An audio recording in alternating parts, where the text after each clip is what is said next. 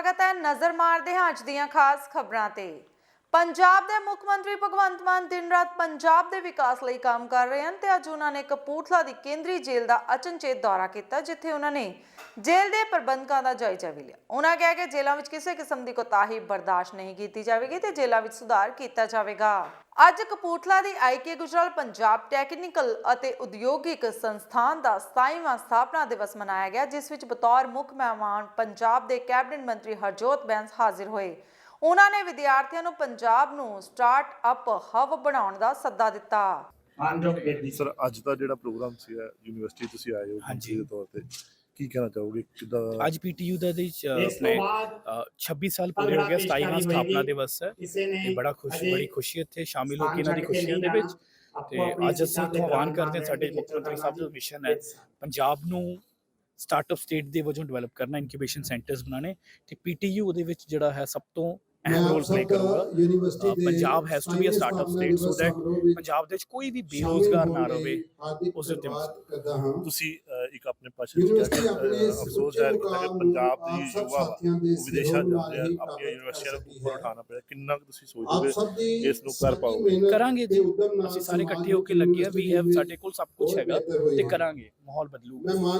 ਇੱਕ sir university ਦੇ ਕੋਈ ਪ੍ਰੋਫੈਸਰ ਸੀਗੇ, ਉਹਨਾਂ ਨੇ ਪਾਕਿਸਤਾਨੀ ਪ੍ਰਾਈਮ ਮਿਨਿਸਟਰ ਨੂੰ ਔਰ ਇੰਡੀਆ ਦੇ ਪ੍ਰਾਈਮ ਮਿਨਿਸਟਰ ਨੂੰ ਸ਼ਿਕਾਇਤ ਕੀਤੀ ਕਿ ਉਹਨਾਂ ਨਾਲ ਜਿਹੜੇ ਪਾਕਿਸਤਾਨ ਦੇ ਜਿਹੜੇ ਮੈਨੂੰ ਇਹਦੇ ਬਾਰੇ ਉਹਨਾਂ ਨੇ ਗਲਤ ਵਿਵਹਾਰ ਕੀਤਾ। ਮੇਰੇ ਇਹਦੇ ਬਾਰੇ ਨੌਲੇਜ ਨਹੀਂ ਹੈ ਜੀ, ਜਦੋਂ ਆਊਗਾ ਮੈਂ ਪੰਜਾਬ ਸਰਕਾਰ ਦਾ ਸਟੈਂਡ ਦੇ ਪੁੱਛਣਾ ਚਾਹੁੰਦਾ। ਮੈਂ ਸਰ ਜਿਸ ਦੇ ਬਾਰੇ ਨੌਲੇਜ ਹੀ ਨਹੀਂ, ਮੈਂ ਕਿਸ ਆਊਗਾ ਮੇਰੇ ਮੰਤਰੀ ਹਰਜੋਤ ਜੀ ਤੇ ਸਰ ਸਟੇਜ ਤੇ ਦੱਸਿਆ ਕਿ ਹੱਲ ਜਿਹੜੇ ਯੂਨੀਵਰਸਿਟੀਆਂ ਕੱਢਣਗੀਆਂ, ਚਾਹੇ ਸਕੂਲਾਂ ਦੀ ਗੱਲ ਕੀਤੀ ਹੈ ਕਿ ਇਦਾਂ ਦਾ ਕੋਈ ਪਲਾਨ ਲੈ ਕੇ ਆ ਰਹੇ ਹੋ? ਕਰਾਂਗੇ ਤੁਸੀਂ ਵੀ ਯੋਗਦਾਨ ਪਾਇਓ।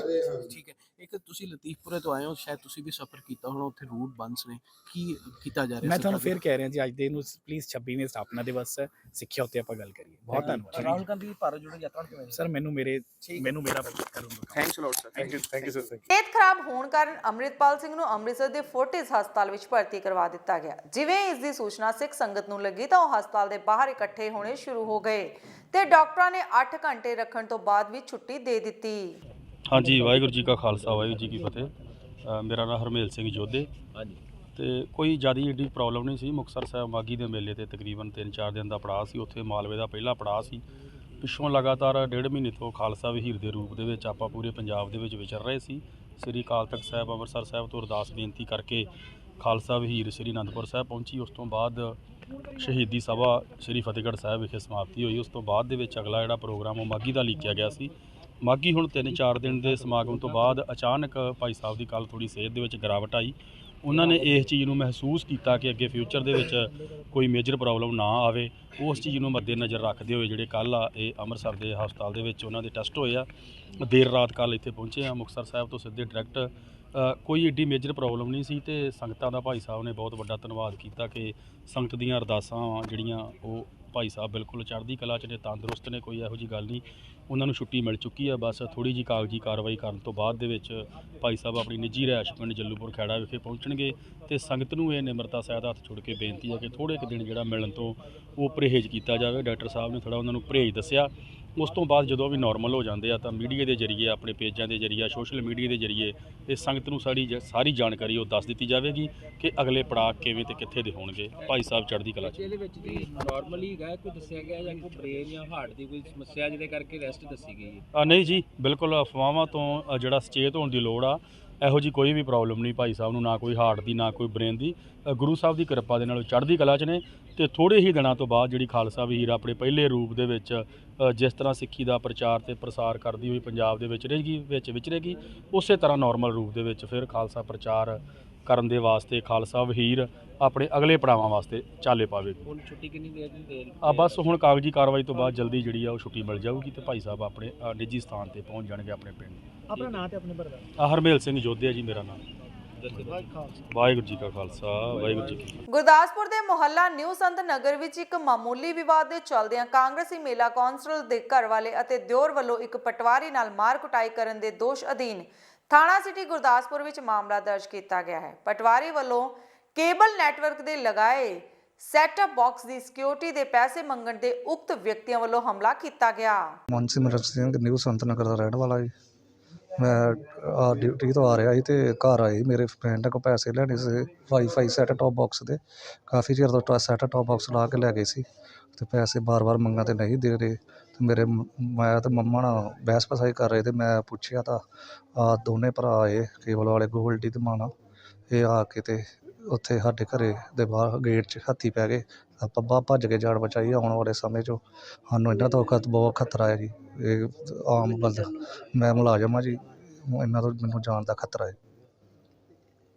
ਕੋਈ ਪੈਸਿਆਂ ਤੋਂ ਕਿੰਨੇ ਪੈਸਿਆਂ ਤੋਂ ਲੈਂਦੇ? ਮੈਂ 2,500 ਲੈਣਾ ਸੀ ਜੀ ਇਹਨਾਂ ਕੋਲ, ਸਿਕਿਉਰਿਟੀ ਜਮ੍ਹਾਂ ਕਰਾਈ, ਸੈੱਟ ਟੌਪ ਬਾਕਸ ਵੀ ਲੈ ਗਏ ਜੀ। ਵਾਰ-ਵਾਰ ਮੰਗਾਂ ਤੇ ਸਰ ਇੱਦਾਂ ਹੀ ਕਰਦੇ। ਕੀ ਨਾਂ ਸੀ ਉਹਦਾ ਦੋਸ਼ੀ ਦਾ ਜਿਹਨੇ ਧਮਕੀ ਦਿੱਤੀ? ਉਹਦਾ ਨਾਮ ਸੀ ਜੀ ਹਰਮੀਤ ਸਿੰਘ। ਹਰਮੀਤ ਸਿੰਘ ਹਰ- ਚਰਨਜੀਤ ਪੁਲਿਸ ਨੂੰ ਕੋਈ ਸ਼ਿਕਾਇਤ ਕੀਤੀ ਹੈ ਤੁਹਾਡੀ? ਹਾਂਜੀ ਕੀਤੀ ਹੋਈ ਹੈ ਕੋਈ ਕਾਰਵਾਈ ਕੀਤੀ? ਪੁਲਿਸ ਸਰ ਆਈ ਸੀ ਬਿਆਨ ਲੈਣ, MLR ਨਹੀਂ ਆਈ। ਹੁਣ ਫਿਰ ਕਹਿ ਰਹੇ ਸੀ ਆ ਰਹੇ। ਕੀ ਮੰਗ ਕਰਦੇ ਹੋ? ਤੁਹਾਡੇ ਦੇ ਕਾਹਦੇ ਨਾਲ ਵਾਰ ਕੀਤੇ ਗਏ? ਮੇਰੇ ਤੇ ਸਰ ਦਾਤਰ ਨਾਲ ਜੀ, ਰਾਡਾਂ ਨਾਲ ਜੀ। ਹੁਣ ਕੀ ਮੰਗ ਮੇਰੇ ਸਿਰ 'ਚ ਸਰ ਟੋਟਲ 21 ਜ਼ਖਮ ਲੱਗੇ ਹੋਏ ਆ ਜੀ। ਬਹੁਤ ਗੁੱਜੀ ਸਰ, ਬਹੁਤ ਜ਼ਿਆਦਾ ਸੱਟ ਲੱਗੀ ਡੀਪ ਕੀ ਜੀ। ਮੰਗ ਕਰਦੇ ਹੋ? ਸਰ ਮੈਂ ਇਹੀ ਮੰਗ ਕਰਦਾ ਵੀ ਜੇ ਅੱਜ ਮੇਰੇ ਨਾਲ ਕਰਦੇ ਆ ਤੇ ਹੋਰ ਵੀ ਇਹਨਾਂ ਦਾ ਘਰ ਜਾਂਦੇ ਹੋਣਗੇ ਇੱਦਾਂ ਹੀ ਕਰਦੇ ਹੋਣਗੇ ਸਰ ਧੱਕੇਸ਼ਾਹੀ ਤੇ ਇਹ ਵੀ ਕਰਦਾ ਜੀ। ਇਹਨਾਂ ਖਿਲਾਫ ਸਖਤ ਤੋਂ ਸਖਤ ਕਾਰਵਾਈ ਦੇ ਤੇ ਮੈਨੂੰ ਦਿੱਤਾ ਜਾਏ। ਦਾ ਮਸਲਾ ਹੈ, ਮਨਸਿਮਰਨ ਸਿੰਘ ਨਾਮ ਦਾ ਪਟਵਾਰੀ ਸੀ, ਉਹਦੇ ਨਾਲ ਕੇਬਲ ਦੇ ਸਬੰਧ ਦੇ ਵਿੱਚ ਨੈਟ ਪਲੱਸ ਦੀ ਕੇਬਲ ਹੈ ਤੇ ਉਹਦੇ ਸਬੰਧ ਦੇ ਵਿੱਚ ਇਹਨਾਂ ਦਾ ਆਪਸ ਵਿੱਚ ਲੜਾਈ ਝਗੜਾ ਹੋਇਆ ਜੀ। ਕਿੰਨੇ ਰੁਪਏ ਦਾ ਲੈਣ ਦੇਣ ਸੀਗਾ ਜਿਹੜਾ ਕਿੰਨੇ ਪੈਸੇ ਲੈਂਦੇ ਨੇ? ਪੈਸੇ ਦੇ ਲੈਣ ਦੇਣ ਸੰਬੰਧੀ ਨਹੀਂ ਉਹਨਾਂ ਲਿਖਾਇਆ, ਉਹਨਾਂ ਕੋਲ ਬਿੱਲ ਦਾ ਕੋਈ ਮਸਲਾ ਸੀ ਇਹਨਾਂ ਦਾ ਫਾਸਟਵੇ ਕੇਬਲ ਦਾ, ਉਹਦੇ ਸਬੰਧ ਦੇ ਵਿੱਚ ਇਹਨਾਂ ਦਾ ਆਪਸ ਦੇ ਵਿੱਚ ਲੜਾਈ ਝਗੜਾ ਹੋਇਆ। ਕਿੰਨੇ ਬੰਦੇ ਨੇ ਮਾਰਕਟਾਈ ਕੀਤੀ? 2 ਬੰਦਿਆਂ ਨੇ ਮਾਰਕਟਾਈ ਕੀਤੀ ਇਹਨਾਂ ਦੇ ਵਿੱਚ। ਕੀ ਨਾਂ ਹੈਗਾ ਉਹਦਾ? ਕੀ ਬੱਚਾ ਕੀਤਾ ਮਾਮਲਾ? ਮਾਮਲਾ ਇਹਦੇ ਵਿੱਚ 2 ਦੋਸ਼ੀ ਨੇ, ਇੱਕ ਚਰਨਜੀਤ ਸਿੰਘ, ਇੱਕ ਹਰਮੀਤ ਸਿੰਘ, 2 ਦੋਸ਼ੀ ਨੇ। ਇਹਨਾਂ ਵਿੱਚ ਕੋਈ ਐਮਸੀ ਵੀ ਹੈਗਾ ਜੀ? ਇਹ ਕਰ ਰਹੇ ਆ ਇਨਵੈਸਟੀਗੇਟ। ਐਮਸੀ ਕੋਈ ਹਾਲ ਦੀ ਘੜੀ ਸਾਹਮਣੇ ਨਹੀਂ ਆਇਆ ਵੀ ਇਹਨਾਂ ਦੋਵਾਂ ਦੋਸ਼ੀ ਐਮਸੀ ਹੋਣ ਕੋਈ ਇਹਨਾਂ 'ਚੋਂ। ਕਿੱਥੇ ਸੱਟਾਂ ਲੱਗੀਆਂ ਨੇ? ਐਮਐਲ ਪੜੋ ਚ ਕੀ ਆ? ਜ਼ਿਆਦਾ ਸੱਟ ਲੱਗੀ ਜਾਂਦੀ? MLR ਦੇ ਵਿੱਚ 323 ਦੀ ਹਾਲ ਦੀ ਘੜੀ ਰਪਟ ਆਈ ਆ ਤੇ ਉਹਦੇ ਬੇਸਿਸ ਤੇ ਅੱਗੇ ਕਾਰਵਾਈ ਕੀਤੀ ਹੈ। ਗ੍ਰਿਫਤਾਰੀ ਹੋਈ ਕੋਈ ਤੱਕ? ਹਾਲੇ ਕੋਈ ਗ੍ਰਿਫਤਾਰੀ ਨਹੀਂ, ਉਹਨਾਂ ਨੂੰ ਕਰ ਰਿਹਾ ਇਨਵੈਸਟੀਗੇਸ਼ਨ ਤੇ ਰੇਡ ਕਰਕੇ ਉਹਨਾਂ ਨੂੰ ਜਲਦੀ ਗ੍ਰਿਫਤਾਰ ਕੀਤਾ ਜਾਊ। ਪਾਇਲ ਸ਼ਿਵ ਮੰਦਿਰ ਹਜ਼ਾਰਾਂ ਸਾਲ ਪੁਰਾਣਾ ਪਵਿੱਤਰ ਸਥਾਨ ਹੈ। ਇੱਥੋਂ ਅਨੇਕਾਂ ਸਾਧੂਆਂ ਨੇ ਤਪ ਵੀ ਕੀਤਾ ਹੈ ਤੇ 9 ਸਾਧੂਆਂ ਨੇ ਸਾਰੀ ਉਮਰ ਤਪੱਸਿਆ ਕਰਨ ਤੋਂ ਬਾਅਦ ਅਲੱਗ-ਅਲੱਗ ਸਮੇਂ ਜੀਵਿਤ ਸਮਾਧੀਆਂ ਵੀ ਲਗਾਈਆਂ। ਇੱਥੋਂ ਦੇ ਪਵਿੱਤਰ ਸਰੋਵਰ ਦੀਆਂ 2.5 ਪੌੜੀਆਂ ਦਾ ਪਹਿਲੀ ਵਾਰ ਨਿਰਮਾਣ ਪਾਂਡਵਾਂ ਨੇ ਆਪਣੇ ਬਨਵਾਸ ਦੌਰਾਨ ਕੀਤਾ ਸੀ। ਇੱਥੇ ਸਥਿਤ ਸ਼ਿਵਲਿੰਗ ਸੰਸਾਰ ਦਾ ਇੱਕੋ ਅਜਿਹਾ ਸ਼ਿਵਲਿੰਗ ਹੈ ਜੋ ਖੰਡਿਤ ਸਰੂਪ ਵਿੱਚ ਹੈ ਤੇ ਪੂਜਣਯੋਗ ਹੈ। ਇਹ ਸੰਸਾਰ ਦਾ ਇਕੱਲਾ ਮੁਗਲ ਸਮਰਾਟ ਬਾਬਰ ਦੁਆਰਾ ਬਣਵਾਇਆ ਗਿਆ ਮੰਦਿਰ ਹੈ। ਧਾਰਮਿਕ ਮਹੱਤਤਾ ਭਾਰਤ ਦੇ ਕਾਂਸ਼ੀ ਜੀ ਤੋਂ ਬਾਅਦ ਦੂਸਰੇ ਸਥਾਨ ਤੇ ਹੈ ਤੇ ਨਿਰੰਤਰ 41 ਦਿਨ ਪੂਜਾ ਕਰਕੇ ਜਲ ਚੜਾਉਣ ਵਾਲੇ ਨੂੰ ਭੋਲੇਨਾਥ ਸਾਖਸ਼ਾਤ ਦਰਸ਼ਨ ਦਿੰਦੇ ਹਨ। ਇੱਥੇ ਸਦੀਆਂ ਪੁਰਾਣਾ ਬੜਾ ਇੱਕ ਦਰਖਤ ਵੀ ਹੈ ਤੇ ਉਹ ਵੀ ਅੱਜ ਮੌਜੂਦ ਹੈ, ਜਿਸ ਨੂੰ ਅਨੇਕਾਂ ਸਾਧੂਆਂ ਦੇ ਚਰਨ ਛੋਹ ਪ੍ਰਾਪਤ ਹਨ। ਇਹ ਸਥਾਨ ਦੇ ਦਰਸ਼ਨ ਬੜੇ ਪੁੰਨਦਾਇਕ ਤੇ ਕਲਿਆਣਕਾਰੀ ਹਨ। ਇਹ ਸਥਾਨ ਆਪਣੀ ਪ੍ਰਾਚੀਨ ਰਮਣੀਕਤਾ ਦੇ ਕਾਰਨ ਰਿਸ਼ੀਆਂ ਮੁਨੀਆਂ ਦੇ ਲਈ ਆਕਰਸ਼ਣ ਦਾ ਕੇਂਦਰ ਰਿਹਾ ਹੈ ਤੇ ਇੱਥੇ ਹਰ ਸਾਲ शिवरात्रि ਦੇ हर महीने त्रिणदोषी बड़ी धूमधाम नाल मनाई जाती है। मेरा बसंत जोशी। ये मंदिर का क्या नाम है? मंदिर का नाम प्राचीन महादेव शिव मंदिर पायल। क्या इतिहास है यहाँ का? यहाँ पर जो शिव भगवान की अद्भुत शक्ति शिवलिंग है वो आज से 5300 साल पुराना है, द्वापर युग में ही स्थापित है। इसकी पौराणिक कहानी ऐसी है, तो जब महाभारत की उत्पत्ति बनी है तभी से शिवालय यहाँ पर स्थापित है। तो भगवान पांडव को भी भगवान शंकर ने यहाँ पर दर्शन दिया था। कहीं से 12 साल वनवास, 1 साल अज्ञातवास होती ही साथ में द्रौपदी सहित लेकर वो वनवास आए थे। उसी दौरान में उनको कहीं से दिव्य रूप में यहाँ पर दर्शन दिया था। साथ में द्रौपदी साथ रख के उन्होंने श्रद्धा भक्ति नाल यहाँ पूजा अर्चना की। तत्पश्चात उनकी हर एक मनोकामना पूर्ण की, यानी कि मतलब जो कौरवों ने उनको 12 साल वनवास, 1 साल अज्ञातवास उन्होंने ही कराया था, उनके ऊपर केस कराया था। वो केस फाइनल हो गया तो यहाँ से फिर घर चले गए। उसके बाद में तो कई सालों बाद मुसलमान का राजा बाबर को पता चला गया कि यहाँ पर शक्तिशाली शिवालय है। तो फिर उन्होंने सेना सहित लेके, वो तो एक समय का सम्राट राजा था, राजा तो जो सोचा वही कर देता, तो उन्होंने आके मतलब इस शिवालय को सेना द्वारा आक्रमण किया। आक्रमण किए के बाद में तो निश्चित तक खोदने की कोशिश किया तो भगवान शंकर ने बहुत चौड़ा रूप ले लिया, फैल गए। तो निश्चय खोदा 22 फुट तक, तो जड़ का पता नहीं चला, जल निकल दिया। तो उससे निश्चय भी कितनी गहराई में है जड़ कोई पता नहीं चला था। तो उन्होंने ऐसे छोड़ के ऊपर से खंडित कर दिया। अकाल मृत्यु वो मरे जो काम करे चंडाल का, काल भी उसका क्या करे जो भक्त हो महाकाल का। जय भोलेनाथ। ਅੱਜ ਅਸੀਂ ਪਹੁੰਚੇ ਹਾਂ ਲੁਧਿਆਣਾ ਦੇ ਪਿੰਡ ਪਾਇਲ, ਜਿੱਥੇ ਕਿ ਪ੍ਰਾਚੀਨ ਸ਼ਿਵ ਮੰਦਿਰ ਆ, ਪਾਇਲ ਸ਼ਿਵ ਮੰਦਿਰ, ਜਿਹਦੀ ਸਥਾਪਨਾ ਕਿ ਕਿਹਾ ਜਾਂਦਾ ਕਿ ਪਾਂਡਵਾਂ ਦੁਆਰਾ ਕੀਤੀ ਗਈ। ਇੱਥੇ ਪਾਂਡਵਾਂ ਦੁਆਰਾ ਸਥਾਪਿਤ ਇੱਕ ਸ਼ਿਵਲਿੰਗ ਵੀ ਆ ਅਤੇ ਪਾਂਡਵਾਂ ਦੁਆਰਾ ਸਥਾਪਿਤ ਕੀਤਾ ਗਿਆ ਇੱਕ ਸਰੋਵਰ ਵੀ ਆ। ਮਾਨਤਾ ਇਹ ਵੀ ਆ ਕਿ ਸ਼ਿਵਲਿੰਗ ਦੀ ਜੋ ਸ਼ਿਵਲਿੰਗ ਸੀ ਉਹਨੂੰ ਖੰਡਿਤ ਕੀਤਾ ਗਿਆ ਸੀਗਾ, ਪਰ ਖੰਡਿਤ ਹੋਣ ਦੇ ਬਾਵਜੂਦ ਵੀ ਇਸ ਸ਼ਿਵਲਿੰਗ ਦੀ ਪੂਜਾ ਅੱਜ ਵੀ ਹੁੰਦੀ ਆ। ਇੱਥੇ ਆਕਾਸ਼ਬਾਣੀ ਹੋਈ ਸੀਗੀ, ਪੰਡਤ ਜੀ ਦੁਆਰਾ ਦੱਸਿਆ ਗਿਆ। ਅਸੀਂ ਹੁਣ ਤੁਹਾਡੀ ਪੰਡਤ ਜੀ ਨਾਲ ਵੀ ਗੱਲ ਕਰਵਾਉਂਦੇ ਹਾਂ, ਉਹ ਇਸ ਜਗ੍ਹਾ ਦਾ ਇਤਿਹਾਸ ਬਾਰੇ ਤੁਹਾਨੂੰ ਦੱਸਣਗੇ ਕਿ ਇੱਥੇ ਕੀ ਕੀ ਘਟਨਾਵਾਂ ਘਟੀਆਂ ਤੇ ਕਿਹੜੇ ਕਿਹੜੇ ਸਾਧੂ ਮਹਾਤਮਾ ਨੇ ਇੱਥੇ ਤਪੱਸਿਆ ਕੀਤੀ। ਜੈ ਭੋਲੇਨਾਥ। ਪੰਜਾਬ ਸਰਕਾਰ ਵੱਲੋਂ ਕਪੂਰਥਲਾ ਨਗਰ ਸੁਧਾਰ ਟਰਸਟ ਦੇ ਚੇਅਰਮੈਨ ਲਈ ਆਪ ਦੇ ਸੂਬਾ ਸਕੱਤਰ ਗੁਰਪਾਲ ਇੰਡੀਅਨ ਦੇ ਨਾਮ ਦੇ ਐਲਾਨੇ ਤੋਂ ਬਾਅਦ ਕਪੂਰਥਲਾ ਦੀ ਆਮ ਆਦਮੀ ਪਾਰਟੀ ਵੱਲੋਂ ਸੀਨੀਅਰ ਆਗੂ ਪਰਵਿੰਦਰ ਸਿੰਘ ਢੋੜ ਅਤੇ ਕੰਵਰ ਇਕਬਾਲ ਜ਼ਿਲ੍ਹਾ ਪ੍ਰਧਾਨ ਵਪਾਰ ਮੰਡਲ ਦੀ ਅਗਵਾਈ ਵਿੱਚ ਇੱਕ ਪ੍ਰਭਾਵਸ਼ਾਲੀ ਸਮਾਗਮ ਦੌਰਾਨ ਗੁਰਪਾਲ ਇੰਡੀਅਨ ਦਾ ਸਨਮਾਨ ਕੀਤਾ ਗਿਆ, ਜਿਸ ਦੌਰਾਨ ਆਪ ਆਗੂਆਂ ਨੇ ਜਿੱਥੇ ਪਾਰਟੀ ਹਾਈ ਕਮਾਂਡ ਅਤੇ ਮੁੱਖ ਮੰਤਰੀ ਭਗਵੰਤ ਸਿੰਘ ਮਾਨ ਦਾ ਧੰਨਵਾਦ ਕੀਤਾ। ਮੈਂ ਧੰਨਵਾਦੀ ਹਾਂ ਸਾਡੇ ਪਾਰਟੀ ਸੁਪਰੀਮੋ ਦਿੱਲੀ ਦੇ ਮੁੱਖ ਮੰਤਰੀ ਅਰਵਿੰਦ ਕੇਜਰੀਵਾਲ ਜੀ, ਪੰਜਾਬ ਦੇ ਮੁੱਖ ਮੰਤਰੀ ਸਰਦਾਰ ਭਗਵੰਤ ਸਿੰਘ ਮਾਨ ਜੀ, ਰਾਜ ਸਭਾ ਮੈਂਬਰ ਸੰਦੀਪ ਪਾਠਕ ਜੀ, ਰਾਜ ਸਭਾ ਮੈਂਬਰ ਰਾਘਵ ਚੱਡਾ ਜੀ ਤੇ ਸਾਡੇ ਪੰਜਾਬ ਪ੍ਰਭਾਰੀ ਸਰਦਾਰ ਜਰਨੈਲ ਸਿੰਘ ਜੀ ਦਾ ਬਹੁਤ ਜ਼ਿਆਦਾ ਧੰਨਵਾਦ ਕਰਦਾ ਦਿਲ ਦੀਆਂ ਗਹਿਰਾਈਆਂ ਤੋਂ, ਜਿਨ੍ਹਾਂ ਨੇ ਇੱਕ ਨਾ ਚੀਜ਼ ਨੂੰ ਇੱਕ ਆਮ ਘਰਾਂ ਦੇ ਵਿੱਚੋਂ ਚੱਕ ਕੇ ਇਸ ਇਨਸਾਨ ਨੂੰ ਐਡਾ ਵੱਡੀ ਜੋ ਜ਼ਿੰਮੇਵਾਰੀ ਦਿੱਤੀ ਆ, ਮੈਂ ਇਹ ਕਦੀ ਵੀ ਨਹੀਂ ਭੁਲਾ ਸਕਦਾ। ਤੇ ਜਿਵੇਂ ਮਾਨ ਸਾਹਿਬ ਕਹਿੰਦੇ ਹੁੰਦੇ ਨੇ ਕਿ ਮਹਿੰਦਰ ਮਾਸਟਰ ਦਾ ਮੁੰਡਾ ਜਿਹੜਾ ਮੁੱਖ ਮੰਤਰੀ ਬਣ ਗਿਆ, ਇਸੇ ਤਰ੍ਹਾਂ ਮੈਂ ਕਹਿੰਦਾ ਕਿ ਮਨਜੀਤ ਗਨਮੈਨ ਦਾ ਮੁੰਡਾ ਜਿਹੜਾ ਕਹਿ ਲਓ ਕਿ ਇਸੇ ਆਮ ਪਾਰਟੀ ਨੇ ਜਿਹੜਾ ਇੱਕ ਚੇਅਰਮੈਨ ਦੇ ਅਹੁਦਾ ਦੇ ਕੇ ਮੈਨੂੰ ਨਵਾਜਿਆ ਹੈਗਾ। ਮੈਂ ਬਹੁਤ ਜ਼ਿਆਦਾ ਧੰਨਵਾਦ ਕਰਦਾ ਆਮ ਲੋਕਾਂ ਦੀ ਜਿਹੜੀ ਸੁਣਵਾਈ ਲਈ।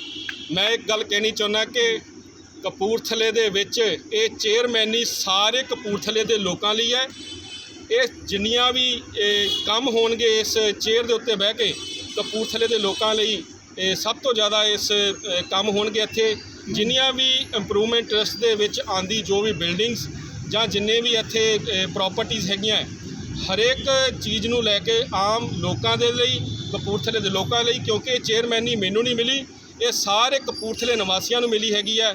ਜਿਵੇਂ ਕਿ ਇੱਕ ਚੇਅਰ ਹੁੰਦੀ ਆ, ਚੇਅਰ ਦੇ 4 ਥੰਮ ਹੁੰਦੇ ਨੇ, ਜਿਹਦੇ ਵਿੱਚੋਂ ਜਿਹੜਾ ਇੱਕ ਪਾਵਾ ਹੁੰਦਾ ਆ, ਇਹ ਜਿਵੇਂ 4 ਪਾਵੇ ਹੁੰਦੇ ਨੇ ਕੁਰਸੀ ਦੇ, ਇੱਕ ਪਾਵਾ ਜਿਹੜਾ ਹੈਗਾ ਆ ਉਹ ਇੱਕ ਇਮਾਨਦਾਰੀ ਦਾ, ਦੂਸਰਾ ਪਾਵਾ ਨਸ਼ਾ ਮੁਕਤ ਪੰਜਾਬ ਕਰਨ ਦਾ, ਤੀਸਰਾ ਪਾਵਾ ਜਿਹੜਾ ਹੈਗਾ ਭ੍ਰਿਸ਼ਟਾਚਾਰੀ ਮੁਕਤ ਕਰਨ ਦਾ, ਤੇ ਚੌਥਾ ਪਾਵਾ ਇਨਸਾਨੀਅਤ ਦਾ ਹੈਗਾ ਹੈ। ਅਸੀਂ ਪਹਿਲਾਂ ਇੱਕ ਪਰਸੈਪਸ਼ਨ ਬਣੀ ਹੋਈ ਸੀ ਕਿ ਇਹ ਜਿੰਨੀਆਂ ਵੀ ਚੇਅਰਮੈਨੀਆਂ ਨੇ ਇਹ ਵਿਕਦੀਆਂ ਹੁੰਦੀਆਂ ਸੀ, ਜਿਹੜਾ ਕੋਈ ਹਲਕੇ ਦਾ ਇੰਚਾਰਜ ਹੈ ਜਾਂ ਐਮਐਲਏ ਜਾਂ ਮਿਨਿਸਟਰ ਆ, ਉਹਦੇ ਖਾਸ ਬੰਦਿਆਂ ਨੂੰ ਹੀ ਨਵਾਜਿਆ ਜਾਂਦਾ ਸੀ।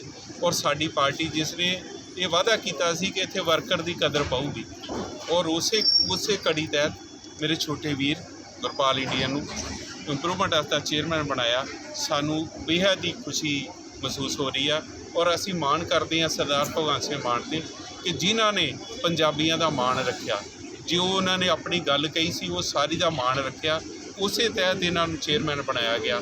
ਅਸੀਂ ਆਸ ਕਰਦੇ ਹਾਂ ਕਿ ਆਉਣ ਵਾਲੇ ਸਮੇਂ ਦੇ ਵਿੱਚ ਜਿੰਨੇ ਵੀ ਮਾਨ ਸਾਹਿਬ ਨੇ ਵਾਅਦੇ ਕੀਤੇ ਆ, ਅਸੀਂ ਵੀ ਜੋ ਕਿ ਸਾਨੂੰ ਡਿਊਟੀ ਦਿੱਤੀ ਗਈ ਆ ਔਰ ਮਾਨ ਸਾਹਿਬ ਵੀ ਜੋ ਕਮਿਟਮੈਂਟ ਕੀਤੀ ਲੋਕਾਂ ਦੇ ਨਾਲ ਉਹ ਪੂਰੀ ਹੋਏਗੀ। ਇਸੇ ਕੜੀ ਤਹਿਤ ਅਸੀਂ ਸਾਰੇ ਤੇ ਇਕੱਠੇ ਹੋਏ ਹਾਂ। ਇਹ ਤੋਂ ਬਾਅਦ ਮਹਾਰਾਜ ਦਾ ਸ਼ੁਕਰਾਨਾ ਕਰਨ ਲਈ ਗੁਰਦੁਆਰਾ ਸਾਹਿਬ ਬਾਬਿਆਂ ਜਾ ਕੇ ਨਤਮਸਤਕ ਹੋਵਾਂਗੇ। ਸਾਰਿਆਂ ਨੂੰ ਜੀ ਆਇਆਂ ਜੀ, ਸਾਰਿਆਂ ਦਾ ਧੰਨਵਾਦ ਜੀ। ਵਾਹਿਗੁਰੂ ਜੀ ਕਾ ਖਾਲਸਾ, ਵਾਹਿਗੁਰੂ ਜੀ। ਬੀਤੇ ਦਿਨੀ ਬਠਿੰਡਾ ਦੇ ਰਜਿੰਦਰ ਕਾਲਜ ਵਿੱਚ ਨਵਜੰਮੀਆਂ ਬੱਚੀਆਂ ਦਾ ਸਨਮਾਨ ਕੀਤਾ ਗਿਆ ਤੇ ਨਾਲ ਜਿਹੜੀਆਂ ਲੜਕੀਆਂ ਨੇ ਵੱਖ-ਵੱਖ ਕੀਤਿਆਂ ਵਿੱਚ ਨਾਮ ਨਾ ਖੱਟਿਆ ਉਹਨਾਂ ਦਾ ਵੀ ਸਨਮਾਨ ਕੀਤਾ ਗਿਆ ਤੇ ਇਹ ਪ੍ਰੋਗਰਾਮਾਂ ਵਿੱਚ ਬਤੌਰ ਮੁੱਖ ਮਹਿਮਾਨ ਪੰਜਾਬ ਦੀ ਕੈਬਨਿਟ ਮੰਤਰੀ ਡਾਕਟਰ ਬਲਜੀਤ ਕੌਰ ਅਚੇਚੇ ਤੌਰ ਤੇ ਹਾਜ਼ਰ ਹੋਈ।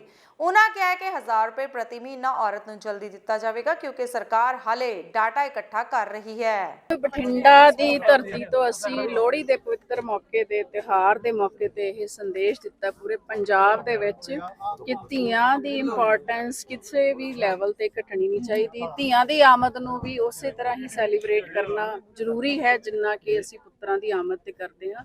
ਸੋ ਕੋਈ ਵੀ ਤਿਉਹਾਰ ਸਿਰਫ ਮਰਦਾਂ ਤੱਕ ਜਾਂ ਲੜਕਿਆਂ ਤੱਕ ਸੀਮਤ ਨਹੀਂ ਰਹੇਗਾ, ਔਰਤਾਂ ਵੀ ਉਸ ਨੂੰ ਉਸੇ ਹੀ ਤਰੀਕੇ ਨਾਲ ਸੈਲੀਬ੍ਰੇਟ ਕਰਨਾ। ਔਰਤਾਂ ਦੇ ਤਿਉਹਾਰ ਦੀ ਗੱਲ ਕੀਤੀ, 1000 ਰੁਪਏ ਪਾਉਣ ਦਾ ਵਾਅਦਾ ਕੀਤਾ ਸੀ, ਉਹ ਕਦੋਂ ਪਾ ਰਹੇ? ਦੇਖੋ ਜੀ, ਅਸੀਂ ਆਪਣਾ, ਕਿਉਂਕਿ ਮੇਰਾ ਡਿਪਾਰਟਮੈਂਟ ਔਰਤਾਂ ਨਾਲ ਸੰਬੰਧਿਤ ਹੈ, ਅਸੀਂ ਪੂਰਾ ਡਾਟਾ ਵੀ ਤਿਆਰ ਕਰ ਰਹੇ ਹਾਂ ਵੀ ਕਿੰਨੇ ਹੋਰ ਸਾਨੂੰ ਬਜਟ ਦੀ ਲੋੜ ਪਏਗੀ। ਤੋ ਮੈਨੂੰ ਲੱਗਦਾ ਹੈ ਕਿ ਬਹੁਤ ਜਲਦੀ ਅਸੀਂ ਇਹ ਖੁਸ਼ਖਬਰੀ ਆਪਣੀ ਪੰਜਾਬ ਦੀਆਂ ਮਹਿਲਾਵਾਂ ਨੂੰ ਦੇਵਾਂਗੇ। ਲੋਹੜੀ ਦਾ ਤੁਸੀਂ ਕਿਹਾ ਸੀ ਪੂਰੇ ਹਫਤਾ ਬਣਾਇਆ ਜਾਊਗਾ ਤਿਉਹਾਰ ਲੋਹੜੀ ਦਾ ਜੀ? ਬਿਲਕੁਲ ਜੀ, ਅਸੀਂ ਇੱਕ ਹਫਤਾ ਜਿਹੜਾ ਇਹ ਕੁੜੀਆਂ ਦੀ ਮਹੱਤਤਾ ਨੂੰ ਦੂਰ ਤੱਕ ਫੈਲਾਉਂਦੇ ਹੋਏ ਪੂਰਾ ਹਫਤਾ ਇਹ ਲੋਹੜੀ ਮਨਾਵਾਂਗੇ, ਧੀਆਂ ਦੀ ਲੋਹੜੀ ਮਨਾਵਾਂਗੇ। ਔਰ ਜਿੱਥੇ ਕਿਤੇ ਹਰੇਕ ਜ਼ਿਲ੍ਹੇ ਦੇ ਵਿੱਚ ਹਰੇਕ ਬਲਾਕ ਦੇ ਉੱਪਰ ਧੀਆਂ ਨੂੰ ਸੈਲੀਬ੍ਰੇਟ ਕੀਤਾ ਜਾਏਗਾ। ਜਿਹੜੀਆਂ ਧੀਆਂ, ਬੇਟੀਆਂ, ਮਾਵਾਂ ਕੁਛ ਅਚੀਵ ਕੀਤਾ ਜਿਨ੍ਹਾਂ ਨੇ ਆਪਣੇ ਵੱਖ-ਵੱਖ ਖੇਤਰਾਂ ਦੇ ਵਿੱਚ, ਉਹਨਾਂ ਨੂੰ ਅਸੀਂ ਆਨਰ ਕਰਾਂਗੇ, ਉਹਨਾਂ ਦਾ ਹੌਸਲਾ ਵਧਾਵਾਂਗੇ ਤੇ ਜ਼ਿੰਦਗੀ ਦੇ ਵਿੱਚ ਹੋਰ ਅੱਗੇ ਉਚਾਈਆਂ ਤੱਕ ਜਾਣ। ਇਸ ਲਈ ਅਸੀਂ ਉਹਨਾਂ ਨੂੰ ਆਪਣਾ ਆਸ਼ੀਰਵਾਦ ਵੀ ਇੱਕ NRI ਲਈ ਤੁਸੀਂ ਬਠਿੰਡੇ ਪ੍ਰੋਗਰਾਮ ਨਹੀਂ ਰੱਖਿਆ, ਪਰ ਜਿਹੜੇ ਵੋਟ ਲੱਗੇ ਉਹਨਾਂ ਤੇ ਵੀ ਨਹੀਂ ਕਿਤੇ ਲਿਖਿਆ ਵੀ ਬਠਿੰਡੇ ਵਾਲੇ ਕਿੱਥੇ ਜਾਣ। ਦੇਖੋ, NRI ਦਾ ਪ੍ਰੋਗਰਾਮ ਜਿਵੇਂ ਢਾਲੀਵਾਲ ਸਾਹਿਬ ਕਰ ਰਹੇ ਨੇ ਜਗ੍ਹਾ ਜਗ੍ਹਾ, ਔਰ ਮੈਨੂੰ ਲੱਗਦਾ ਕਿ ਬਠਿੰਡੇ ਤੱਕ ਵੀ ਪਹੁੰਚਣਗੇ, ਕੋਈ ਐਡੀ ਗੱਲ ਨਹੀਂ। ਪ੍ਰੋਗਰਾਮ ਦੀ ਕੰਟੀਨਿਊਟੀ ਜਾਰੀ ਹੈ। ਮੈਡਮ, ਜਿਸ ਤਰ੍ਹਾਂ ਤੁਸੀਂ ਕਹਿ ਰਹੇ ਹੋ ਵੀ ਲੜਕੇ ਲੋਹੜੀ ਮਨਾਈ ਜਾ ਰਹੀ ਹੈ ਤੇ ਲੜਕੇ ਨੌਕਰੀ ਦੀ ਆਪਾਂ ਗੱਲ ਕਰੀਏ, ਐਜੂਕੇਸ਼ਨ ਦੀ ਗੱਲ ਕਰੀਏ, ਸਪੋਰਟਸ ਦੀ ਗੱਲ ਕਰੀਏ, ਨੌਕਰੀ ਨਹੀਂ ਮਿਲਦੀ ਲੜਕੀਆਂ ਨੂੰ, ਤਰਦੀ ਠੋਕਰਾਂ ਖਾਂਦੀਆਂ ਪ੍ਰਾਈਵੇਟ ਸੈਕਟਰ ਜਾਂਦੀਆਂ। ਮੈਂ ਕਹਾਂਗੀ ਕਿ ਜੇ ਅਸੀਂ ਆਮ ਆਦਮੀ ਪਾਰਟੀ ਦੀ ਸਰਕਾਰ ਦੀ ਗੱਲ ਕਰੀਏ ਤਾਂ ਸਾਲ ਦੇ ਵਿੱਚ ਜਿੰਨੀਆਂ ਨੌਕਰੀਆਂ ਵੱਧ ਤੋਂ ਵੱਧ ਦੇਣ ਦੀ ਕੋਸ਼ਿਸ਼ ਕੀਤੀ ਹੈ ਸਰਕਾਰ ਨੇ, ਉਨੀਆਂ ਪੂਰੇ ਲੰਬੇ ਸਮੇਂ ਵਿੱਚ ਵੀ ਨਹੀਂ ਆਈਆਂ, 21,000 ਤੋਂ ਉੱਪਰ। ਤੇ ਹੁਣ ਇਸੇ ਹਫ਼ਤੇ ਦੇ ਵਿੱਚ ਅਸੀਂ 6,000 ਤੋਂ ਉੱਪਰ ਤੱਕ ਦੀਆਂ ਜਿਹੜੀਆਂ ਨੌਕਰੀਆਂ ਆਪਣੀਆਂ ਬੱਚੀਆਂ ਲਈ ਕੱਢਾਂਗੇ, ਆਂਗਣਵਾੜੀ ਵਰਕਰਾਂ, ਆਂਗਣਵਾੜੀ ਹੈਲਪਰਸ। ਇਸੇ ਹਫ਼ਤੇ ਦੇ ਵਿੱਚ ਅਸੀਂ ਇੱਕ ਬੈਲਬੋ ਚਲਾਉਣ ਦਾ ਵਾਅਦਾ ਕੀਤਾ ਸੀ ਵੀ 에ਅਰਪੋਰਟ ਤੱਕ ਬਠਿੰਡੇ ਤੋਂ, ਪਰ ਉਹ ਚੱਲੀ ਨਹੀਂ ਅਜੇ ਤੱਕ। ਚੱਲੇਗੀ ਜੀ, ਜਿਹੜੇ ਵਾਅਦੇ ਕੀਤੇ ਸੀ। ਟਾਈਮ ਜ਼ਰੂਰ ਲੱਗ ਸਕਦਾ ਹੈ, ਪਰ ਮਾਨ ਸਰਕਾਰ ਆਪਣੇ ਸਾਰੇ ਵਾਅਦੇ ਪੂਰੇ ਕਰੇਗੀ ਤੇ ਉਸ ਤੋਂ ਵੱਧ ਵੀ ਕੰਮ ਕਰੇਗੀ। ਕੋਈ ਗੱਲ ਨਹੀਂ ਜੀ, ਤੋਹਫੇ ਬਾਅਦ ਚ ਵੀ ਦੇਵਾਂਗੇ ਤੇ ਤੋਹਫੇ ਇਸ ਤੋਂ ਵੱਧ ਵੀ ਦੇਵਾਂਗੇ। ਦੌੜ ਵਿਖੇ ਭਗਵਾਨ ਹਨੂਮਾਨ ਦੇ ਮੰਦਿਰ ਵਿੱਚ ਗੱਲਾ ਚੋਰੀ ਕਰਨ ਦਾ ਮਾਮਲਾ ਸਾਹਮਣੇ ਆਇਆ। ਜਾਣਕਾਰੀ ਦਿੰਦਿਆਂ ਮੰਦਿਰ ਦੇ ਪੁਜਾਰੀ ਪੰਡਿਤ ਰਮੇਸ਼ ਕੁਮਾਰ ਨੇ ਦੱਸਿਆ ਕਿ ਉਹ ਰੋਜ਼ਾਨਾ ਦੀ ਤਰ੍ਹਾਂ ਸਵੇਰੇ 5:30 ਵਜੇ ਭਗਵਾਨ ਸ਼੍ਰੀ ਹਨੂਮਾਨ ਜੀ ਦੀ ਮੂਰਤੀ ਦੀ ਪੂਜਾ ਕਰਨ ਉਪਰੰਤ ਧੂਪ ਬੱਤੀ ਕਰਕੇ ਗੀਤਾ ਭਵਨ ਚੱਲਿਆ ਗਿਆ ਤੇ ਉੱਥੋਂ ਤੱਕ ਮੰਦਿਰ ਵਿੱਚ ਗੱਲਾ ਮੌਜੂਦ ਸੀ ਅਤੇ ਜਦੋਂ ਬੱਬੂ ਨਾਮ ਦਾ ਸ਼ਰਧਾਲੂ ਸਵੇਰੇ 8 ਵਜੇ ਮੰਦਿਰ ਵਿੱਚ ਮੱਥਾ ਟੇਕਣ ਲਈ ਆਇਆ ਤਾਂ ਮੰਦਿਰ ਵਿੱਚ ਰੱਖਿਆ ਗੱਲਾ ਗਾਇਬ ਸੀ ਤੇ ਸਾਨੂੰ ਬੱਬੂ ਨੇ ਆ ਕੇ ਦੱਸਿਆ ਹੈ ਕਿ ਮੰਦਿਰ ਵਿੱਚ ਅੱਜ ਮੱਥਾ ਟੇਕਣ ਲਈ ਗੱਲਾ ਨਹੀਂ ਅਤੇ ਜਦੋਂ ਮੈਂ ਅੰਦਰ ਜਾ ਕੇ ਦੇਖਿਆ ਤਾਂ ਉੱਥੋਂ ਗੱਲਾ ਗਾਇਬ ਸੀ। ਕੀ ਨਾਮ है ਤੁਹਾਡਾ? रमेश कुमार जी। ਅੱਛਾ, ਕੀ ਡਿਊਟੀ ਹੈ ਤੁਹਾਡੀ ਮੰਦਿਰ ਦੀ ਇੱਥੇ? आरती पूजा मैं ही करता हूँ यहाँ पे। ਕਿਹੜੇ ਮੰਦਿਰ ਤੇ ਕਰਦੇ ਹੋ? इसमें भी हनुमान के मंदिर में भी तो गीता भवन में भी। ਅੱਛਾ, ਅੱਜ ਕੀ ਕਿੰਨੇ ਕੁ ਵਜੇ ਤੁਸੀਂ ਜੋਤ ਬੱਤੀ ਕਰੀਏ ਤੇ ਕਿੰਨੇ ਕੁ ਵਜੇ ਜਿਹੜਾ ਗੱਲਾ ਚੋਰੀ? 5:30 बजे मैंने आरती करी है। मैं यहाँ पर जल छिड़क के गया हूँ, गड़ी भर के गया हूँ पानी की यहाँ। उसके बाद में मैं गीता भवन में चला गया। उसके बाद में 7:30 बजे के नेड़े तेड़े अपने ये नूतन आया यहाँ पे। उसने कहा पंडित जी गला है नहीं। मैं आया देखा तो वाकई में गला नहीं है। ये 6:15 बजे बाड़िया साहब गले में पैसा पक गए हैं। बोलो 6:15 बजे मैं मत्था टेक के गया हूँ और यहाँ मैं गुल्लक पक गया हूँ पैसे। बोलो उसके बाद में फिर हमने पुलिस में फोन किया, पुलिस पहुँच गई मौके पर।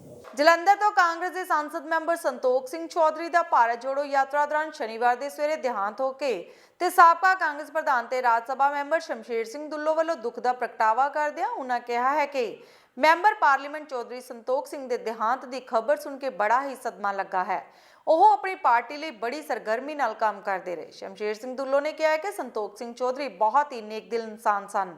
ਪਰਮਾਤਮਾ ਉਹਨਾਂ ਦੀ ਵਿਛੜੀ ਰੂਹ ਨੂੰ ਆਪਣੇ ਚਰਨਾਂ ਵਿੱਚ ਨਿਵਾਸ ਬਖਸ਼ਣ ਅਤੇ ਪਰਿਵਾਰ ਨੂੰ ਭਾਣਾ ਮੰਨਣ ਦਾ ਬਲ ਬਖਸ਼ਣ। ਚੌਧਰੀ ਸੰਤੋਖ ਸਿੰਘ ਜੀ ਦਾ ਅਚਨਚੇਤ ਦਿਲ ਦੇ ਦੌਰੇ ਪੈਣ ਔਰ ਯਾਤਰਾ ਦੇ ਵਿੱਚ ਅਕਾਲ ਚਲਾਣਾ ਕਰਾ ਜਾਣਾ ਬੜਾ ਦੁਖਦਾਈ ਹੈ, ਸੰਵੇਦਨਸ਼ੀਲ ਹੈ ਔਰ ਮੈਂ ਕਹਿ ਸਕਦਾ ਕਿ ਕਾਂਗਰਸ ਦਾ ਇੱਕ ਸਤੰਭ ਜਿਹੜਾ ਸੀ ਉਹ ਸਾਤੋਂ ਖੋਹ ਲਿੱਤਾ ਗਿਆ। ਸੰਤੋਖ ਜੀ ਇੱਕ ਸ਼ਾਂਤ ਸੁਭਾਅ ਦੇ, ਡਰਾਮੇ ਨਾਲ ਚੱਲਣ ਵਾਲੇ, ਨਾਨ ਕੰਟਰੋਵਰਸ਼ੀਅਲ ਕਾਂਗਰਸ ਦੇ ਵਿੱਚ ਲੀਡਰ ਸੀ ਔਰ ਉਹਨਾਂ ਨੇ ਹਮੇਸ਼ਾ ਸਮਾਜ ਦੇ ਦਬੇ ਕੁਚਲੇ ਲੋਕਾਂ ਦੀ ਖਾਸ ਤੌਰ 'ਤੇ ਔਰ ਆਮ ਹਰ ਵਰਗ ਦੇ ਲੋਕਾਂ ਦੀ ਰਹਿਨੁਮਾਈ ਕੀਤੀ ਹੈ। ਸੰਤੋਖ ਜੀ ਦਾ ਜਨਮ ਸਵਰਗੀ ਮਾਸਟਰ ਗੁਰਵੰਤਾ ਸਿੰਘ ਜੀ, ਜਿਹੜੇ ਕਿ ਕਾਂਗਰਸ ਦੇ ਸਟਾਰਵਰਡ ਸੀ, ਪ੍ਰਤਾਪ ਸਿੰਘ ਕੈਰੋਂ ਤੋਂ ਲੈ ਕੇ ਗਿਆਨੀ ਜੀ ਤੱਕ ਉਹ ਵੀ ਮੰਤਰੀ ਰਹੇ। ਇੱਕ ਪੋਲੀਟੀਕਲ ਪਰਿਵਾਰ ਦੇ ਵਿੱਚ ਇਹਨਾਂ ਦਾ ਜਨਮ ਹੋਇਆ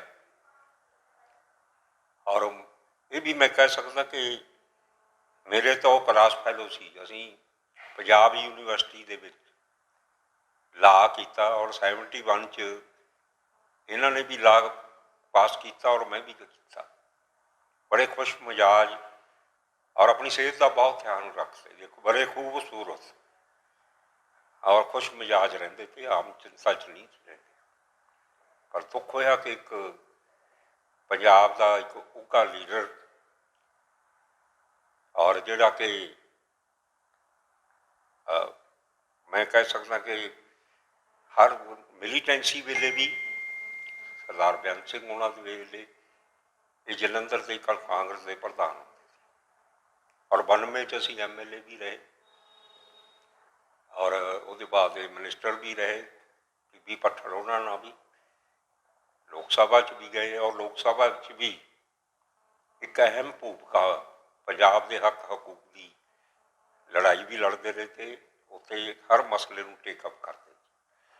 ਉਹਨਾਂ ਦਾ ਅਨਟਾਈਮਲੀ ਅਚਨਤੇ ਚਲਿਆ ਜਾਣਾ ਜਿੱਥੇ ਦੁੱਖਦਾਈ ਹੈ, ਇੱਕ ਬਹੁਤ ਬੜਾ ਪੰਜਾਬ ਨੂੰ, ਪੰਜਾਬ ਕਾਂਗਰਸ ਨੂੰ, ਪੰਜਾਬ ਦੇ ਦਬੇ ਕੁਚਲੇ ਲੋਕਾਂ ਦਾ ਇੱਕ ਰਹਿਨੁਮਾ ਮੈਂ ਸਮਝਦਾ ਕਿ ਸਾਥੋਂ ਜੁਦਾ ਹੋਇਆ ਹੈ। ਕਿਸੇ ਸਮੇਂ ਸੀ ਸਿਰੇ ਦਾ ਨਸ਼ੇੜੀ, ਪਰ ਅੱਜ ਨਸ਼ੇ ਦਾ ਸਦਾ ਲਈ ਤਿਆਗ ਕਰਕੇ ਸਜਿਆ ਗੁਰੂ ਦਾ ਸਿੰਘ ਦੀਪ ਚੀਮਾ ਤੋਂ ਗੁਰਦੀਪ ਸਿੰਘ ਖਾਲਸਾ ਸਜਿਆ। ਖੰਨਾ ਦੇ ਪਿੰਡ ਕੋੜੀ ਦਾ ਰਹਿਣ ਵਾਲਾ ਨੌਜਵਾਨ ਭਾਈ ਅੰਮ੍ਰਿਤਪਾਲ ਸਿੰਘ ਤੋਂ ਇੰਨਾ ਪ੍ਰਭਾਵਿਤ ਹੋਇਆ ਤੇ ਅੱਜ ਮਾਣ ਮਹਿਸੂਸ ਕਰ ਰਿਹਾ। ਕਹਿੰਦਾ ਮੈਨੂੰ ਕਿਸੇ ਸਮੇਂ ਲੋਕ ਨਸ਼ੇੜੀ ਆਖਦੇ ਸਨ, ਪਰ ਗੁਰੂ ਸਾਹਿਬ ਦੀ ਐਸੀ ਰਹਿਮਤ ਹੋਈ ਕਿ ਮੈਂ ਸਿੰਘ ਸੱਜ ਗਿਆ ਹਾਂ ਤੇ ਲੋਕ ਹੁਣ ਮੈਨੂੰ ਗੁਰਦੀਪ ਸਿੰਘ ਖਾਲਸਾ ਜੀ ਕਹਿ ਕੇ ਸੱਦਦੇ ਹਨ ਅਤੇ ਹੋਰ ਲੋਕਾਂ ਨੂੰ ਵੀ ਨਸ਼ੇ ਦੀ ਦਲਦਲ ਤੋਂ ਬਾਹਰ ਆ ਕੇ ਗੁਰੂ ਦੇ ਲੜ ਲੱਗਣ ਲਈ ਪ੍ਰੇਰਿਤ ਕਰ ਰਿਹਾ ਹਾਂ। ਨਾਮ ਗੁਰਦੀਪ ਸਿੰਘ ਜੀ।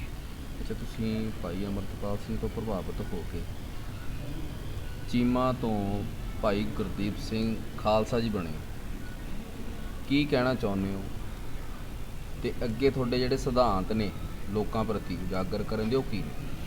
ਦੇਖੋ ਜੀ, ਮੈਂ ਤਾਂ ਇਹੀ ਕਹਿਣਾ ਚਾਹੁੰਦਾ ਵੀ ਪੰਜਾਬ ਦੀ ਜਵਾਨੀ ਨੂੰ ਵੀ ਤੁਸੀਂ ਨਸ਼ਿਆਂ ਤੋਂ ਰਹਿਤ ਪਾਓ, ਨਸ਼ਾ ਛੱਡੋ ਤੇ ਗੁਰੂ ਘਰਾਂ ਨਾਲ ਜੁੜੋ, ਸਿੱਖੀ ਵੱਲ ਆਓ, ਆਪਣੇ ਆਪ ਨੂੰ ਪਛਾਣੋ ਵੀ ਤੁਸੀਂ ਕਿਹਦੇ ਪੁੱਤ ਹੋ ਕਿਹਦੇ ਨਹੀਂ। ਤੁਸੀਂ ਹੁਣ ਅੱਜ ਮੂੰਹ ਸਿਰ ਮਨਾਈ ਫਿਰਦੇ ਹੋ, ਤੁਸੀਂ ਆਪਣੇ ਪਿਓ ਨੂੰ ਭੁੱਲ ਕੇ ਮਹਾਰਾਜ ਸ਼੍ਰੀ ਗੁਰੂ ਗੋਬਿੰਦ ਸਿੰਘ ਜੀ ਮਹਾਰਾਜ, ਸਾਹਿਬਜ਼ਾਦੇ ਬਾਬਾ ਅਜੀਤ ਸਿੰਘ, ਬਾਬਾ ਜੁਝਾਰ ਸਿੰਘ ਤੁਹਾਡੇ ਵੱਡੇ ਭਾਈ ਨੇ, ਤੁਸੀਂ ਉਹਨਾਂ ਨੂੰ ਭੁੱਲ ਕੇ ਅੱਜ ਦਾੜੀਆਂ ਬਣਾ ਕੇ ਵਾਲ ਖੜੇ ਕਰ ਫਿਰਦੇ ਹੋ।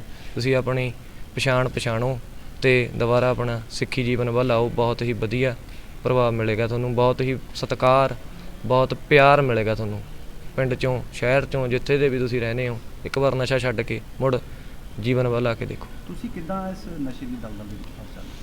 ਮੈਂ ਜੀ ਬਸ ਪਹਿਲਾਂ ਮਾੜਾ ਮੋਟਾ ਪਿੰਡਾਂ ਦੇ ਵਿੱਚ ਦਾਰੂ ਦੂਰੂ ਆਮ ਹੁੰਦੀ ਆ, ਦਾਰੂ ਹੋ ਗਈ, ਭੁੱਕੀ ਹੋ ਗਈ। ਬਾਕੀ ਕਾਲਜਾਂ ਦੇ ਵਿੱਚ ਮੁੰਡਿਆਂ ਨਾਲ ਜਾਣਾ ਤੇ ਹੌਲੀ ਹੌਲੀ ਅੱਜ ਪੈਗ ਲਾ ਲਈ, ਅੱਜ ਪੈਗ ਲਾਉਂਦੇ ਕਦੇ ਫਿਰ ਪੈਗ ਲਾ ਕੇ ਫਿਰ ਪੈਗ ਦੀ ਜਦੋਂ ਸਰੀਰ ਭੰਨ ਦਿੰਦੀ ਆ ਸਵੇਰੇ ਦਾਰੂ, ਫਿਰ ਸਵੇਰੇ ਜਾ ਕੇ ਕਦੇ ਮਾਲ ਖਾ ਲਓ, ਸਰੀਰ ਠੀਕ ਹੋ ਜੂ। ਕਾਲਜ ਵੀ ਜਾਣਾ ਆਪਾਂ, ਕਾਲਜ 'ਚ ਗੇੜੀਆਂ ਲਾਉਂਦੇ, ਪ੍ਰਧਾਨਗੀਆਂ ਲੈਣ ਲੱਗੇ ਜੀ। ਏਕਣ ਦੇ ਵਿੱਚ ਦਲਦਲ ਦੇ ਵਿੱਚ ਫਸ ਗਿਆ ਸੀ ਤੇ ਹੁਣ ਮਹਾਰਾਜ ਨੇ ਕਿਰਪਾ ਕਰੀ ਆ ਤੇ ਕਿਰਪਾ ਬਣਾਈ ਰੱਖਣਾ। ਜਿੱਦਾਂ ਤਲਬ ਦੀ ਗੱਲ ਕਰਦੇ ਆ, ਹਰੇਕ ਇਨਸਾਨ ਨੂੰ ਕਿਸੇ ਨਾ ਕਿਸੇ ਚੀਜ਼ ਦੀ ਤਲਬ ਆ। ਜਿਹੜੀ ਤਲਬ ਹੁੰਦੀ ਆ, ਕਿਸੇ ਨੂੰ ਗੁਰਸਿੱਖੀ ਦੀ ਤਲਬ ਆ, ਗੁਰਬਾਣੀ ਪੜ੍ਹਨ ਦੀ ਤਲਬ ਆ, ਨਸ਼ਾ ਕਰਨ ਦੀ ਤਲਬ ਆ। ਪਹਿਲਾਂ ਚੀਮੇ ਨੂੰ ਇਹੋ ਜਿਹੀ ਕਿਹੜੀ ਤਲਬ ਸੀਗੀ ਜਿਹੜੀ ਬਾਰ-ਬਾਰ ਉਹਨੂੰ ਨਸ਼ੇ ਵੱਲ ਖਿੱਚਦੀ ਸੀ? ਨਹੀਂ, ਤਲਬ ਦੇਖੋ ਜੀ, ਤਲਬ ਵੀ ਕਹਿ ਸਕਦੇ ਆਪਾਂ, ਜਿਵੇਂ ਨਸ਼ਾ ਕਰਨਾ ਤੇ ਨਸ਼ਾ ਕਰਕੇ ਕਹਿਣਾ ਕੱਲ੍ਹ ਨੂੰ ਨਹੀਂ ਕਰਨਾ, ਹੌਲੀ ਹੌਲੀ ਨਾ ਆਦਤ ਬਣ ਜਾਂਦੀ ਹੈ ਬੰਦੇ ਦੀ। ਜਿਵੇਂ ਹੁਣ ਆਪਾਂ ਬਾਣੀ ਵੱਲੀ ਰੁਝਾਨ ਕਰੀਏ ਤੇ ਆਪਾਂ ਪਾਠ ਕਰੇ ਬਿਨਾਂ, ਬੰਦਾ ਪਾਠ ਕਰੇ ਬਿਨਾਂ ਨਹੀਂ ਰਹਿੰਦਾ ਹੁੰਦਾ। ਜਿਵੇਂ ਕੋਈ ਬੰਦਾ ਸ਼ਰਾਬ ਪੀਣ ਲੱਗ ਜਾਵੇ, ਉਹ ਕਹਿੰਦਾ ਉਹਨਾਂ ਸਵੇਰੇ ਉਹ ਵੀ ਉੱਠ ਕੇ ਕਹਿੰਦਾ ਹੁੰਦਾ ਮੈਂ ਸ਼ਰਾਬ ਨਹੀਂ ਪੀਣੀ, ਤੇ ਸ਼ਾਮ ਨੂੰ ਉਹ ਵੀ ਠੇਕੇ 'ਤੇ ਬੈਠਾ ਹੁੰਦਾ। ਅਤੇ ਹੌਲੀ ਹੌਲੀ ਬੰਦਾ ਇਹ ਦਲਦਲ ਦੇ ਵਿੱਚ ਫਸ ਜਾਂਦਾ ਜੀ ਅਤੇ ਨਿਕਲਣਾ ਔਖਾ ਹੋ ਜਾਂਦਾ। ਅਤੇ ਉਹਨੂੰ ਸਾਰੇ ਆਲਾ ਦੁਆਲਾ ਉਹਦੇ ਯਾਰ ਮਿੱਤਰ ਨਕਾਰ ਦਿੰਦੇ ਆ ਵੀ ਛੱਡ, ਆਪਾਂ ਇਹਨੂੰ ਕਾਹਤੇ ਬੁਲਾਉਣਾ। ਅਤੇ ਉਹਨੂੰ ਨਕਾਰਨ ਦੀ ਬਜਾਏ ਉਹਨੂੰ ਹੌਸਲਾ ਦਿਆ ਕਰੋ ਅਤੇ ਉਹਦਾ ਸਾਥ ਦਿਆ ਕਰੋ। ਤੁਹਾਡੇ 'ਤੇ ਕਿਧਰੇ ਕਈ ਤਾਂ ਡਰਦੇ ਹੁੰਦੇ ਆ ਵੀ ਆਪਾਂ ਇਹਨੂੰ ਕਾਹਤੇ ਬੁਲਾਈਏ, ਵੀ ਸਾਡੇ 'ਤੇ ਵੀ ਤੂੰ ਤਾਂ ਲੱਗਣਗੀਆਂ। ਤੁਸੀਂ ਆਪਣੇ ਜੇ ਸਾਥ ਦੇਵੋ ਨਾ, ਉਹ ਘੱਟ ਟੁੱਟੇ, ਕਿਉਂਕਿ ਆਲਾ ਦੁਆਲਾ ਉਹਨੂੰ ਬੁਲਾਉਣਾ ਛੱਡ ਦਿੰਦਾ। ਉਹ ਬੰਦਾ ਕਰੇ ਕਿ ਉਹ ਨਸ਼ੇ ਵੱਲ ਹੀ ਜਾਈ ਜਾਂਦਾ, ਉਹਨੂੰ ਮੁੜਨ ਨੂੰ ਕੋਈ ਸਹੁ ਸਿਰਾ ਨਹੀਂ ਲੱਭਦਾ। ਤਾਂ ਇਸ ਕਰਕੇ ਮੈਂ ਨੌਜਵਾਨਾਂ ਨੂੰ ਵੀ ਕਹਿਣਾ ਚਾਹੁੰਦਾ ਵੀ ਜਿਹਦਾ ਮਿੱਤਰ ਵੀ ਕੁਛ ਕਰਦਾ ਅਤੇ ਉਹਦਾ ਸਾਥ ਦਿਓ ਅਤੇ ਉਹਨੂੰ ਬਾਹਰ ਕੱਢੋ ਅਤੇ ਗੁਰੂ ਘਰ ਨਾਲ ਜੋੜੋ। ਜਿਹੜੇ ਜੁੜੇ ਹੋਏ ਨੇ ਉਹ ਆਪਣੇ ਨਾਲ ਦਿਆਂ ਨੂੰ ਜੋੜੋ ਅਤੇ ਮਹਾਰਾਜ ਕਿਰਪਾ ਕਰਨਗੇ। ਸਕੂਨ ਦੀ ਗੱਲ ਕਰੀਏ, ਚੀਮੇ ਨੂੰ ਪਹਿਲਾਂ ਜ਼ਿਆਦਾ ਸਕੂਨ ਸੀ ਜਾਂ ਹੁਣ ਜ਼ਿਆਦਾ ਸਕੂਨ? ਨਹੀਂ, ਪਹਿਲਾਂ ਤਾਂ ਜੀ ਸਕੂਨ ਹੈ ਹੀ ਨਹੀਂ ਸੀਗਾ। ਪਹਿਲਾਂ ਕਿੱਥੇ ਸਕੂਨ ਸੀਗਾ? ਪਹਿਲਾਂ ਤਾਂ ਜੀ ਨੀਂਦ ਨਹੀਂ ਆਉਣੀ ਰਾਤਾਂ ਨੂੰ, ਸਵੇਰੇ ਉੱਠ ਕੇ ਇੱਧਰ ਨੂੰ ਲੰਘ ਜਾਣਾ, ਕਦੇ ਉੱਧਰ ਨੂੰ ਲੰਘ ਜਾਣਾ। ਅਤੇ ਸਕੂਨ ਹੋਣਾ ਜੀ, ਹੁਣ ਉੱਠ ਕੇ ਬਾਣੀ ਪੜ੍ਹੀ ਦੀ ਆ, ਬਾਣੀ ਪੜ੍ਹ ਕੇ ਇੰਨਾ ਕੁ ਮਨ ਖੁਸ਼ ਹੁੰਦਾ ਅੰਦਰੋਂ। ਇੱਕ ਹੁੰਦੀ ਹੈ ਜੀ ਤਨ ਦੀ ਖੁਸ਼ੀ ਇੱਕ ਹੁੰਦੀ ਹੈ ਮਨ ਦੀ ਖੁਸ਼ੀ ਮਿਲਦੀ ਹੈ ਜੀ ਬਾਣੀ ਪੜ੍ਹ ਕੇ। ਅਤੇ ਬਾਣੀ ਪੜ੍ਹ ਕੇ ਬਹੁਤ ਹੀ ਜ਼ਿਆਦਾ ਮਨ ਖੁਸ਼ ਹੁੰਦਾ ਜੀ, ਅਤੇ ਬਹੁਤ ਹੀ ਜ਼ਿਆਦਾ ਇੰਨੀ ਕੁ ਖੁਸ਼ੀ ਹੁੰਦੀ ਹੈ ਜੋ ਪਿੰਡ 'ਚ ਜਾਂਦੇ ਆ ਸਾਰੇ ਬੁਲਾਉਂਦੇ ਆ, ਅਤੇ ਮਹਾਰਾਜ ਦੀ ਕਿਰਪਾ ਜੀ, ਅਤੇ ਮਹਾਰਾਜ ਦੀ ਕਿਰਪਾ ਬਣਾਈ ਰੱਖਣ। ਗੁਰਬਾਣੀ ਦਾ ਨਸ਼ਾ ਹੈ। ਹਾਂ, ਗੁਰਬਾਣੀ ਦਾ ਕਹਿ ਸਕਦੇ ਹਾਂ ਜੀ, ਗੁਰਬਾਣੀ ਦਾ ਨਸ਼ਾ ਹੌਲੀ ਹੌਲੀ ਚੜ੍ਹ ਰਿਹਾ। ਮੈਂ ਤਾਂ ਕਹਿੰਦਾ ਗੁਰਬਾਣੀ ਦਾ ਨਸ਼ਾ ਇਹੋ ਜਿਹਾ ਚੜ੍ਹੇ ਮੁੜ ਕੇ ਸਿਰ ਤੋਂ ਨਾ ਉਤਰੇ। ਨਾਮ ਖਬਾਰੀ ਨਾਨਕਾ ਚੜ੍ਹੀ ਰਹੇ ਦਿਨ ਰਾਤ। ਇੱਕ ਤੁਸੀਂ ਗੱਲ ਕੀਤੀ ਹੈ ਜਦੋਂ ਪਹਿਲਾਂ ਤੁਸੀਂ ਨਸ਼ਾ ਕਰਦੇ ਸੀਗੇ, ਆਸ ਗੁਆਂਢ ਵੀ ਹੁੰਦਾ ਸੀਗਾ, ਜੇ ਕੋਈ ਉਹਨਾਂ ਦਾ ਬੱਚਾ ਵੀ ਹੁੰਦਾ ਸੀ ਤਾਂ ਉਹਨੂੰ ਕਹਿ ਜਾਂਦੇ ਵੀ ਇਹਦਾ ਪਰਛਾਵਾਂ ਵੀ ਨਾ ਲਿੱਤਾ ਜਾਵੇ, ਤੇ ਹੁਣ ਕਿੱਦਾਂ ਦੇਖਦੇ ਹੋ?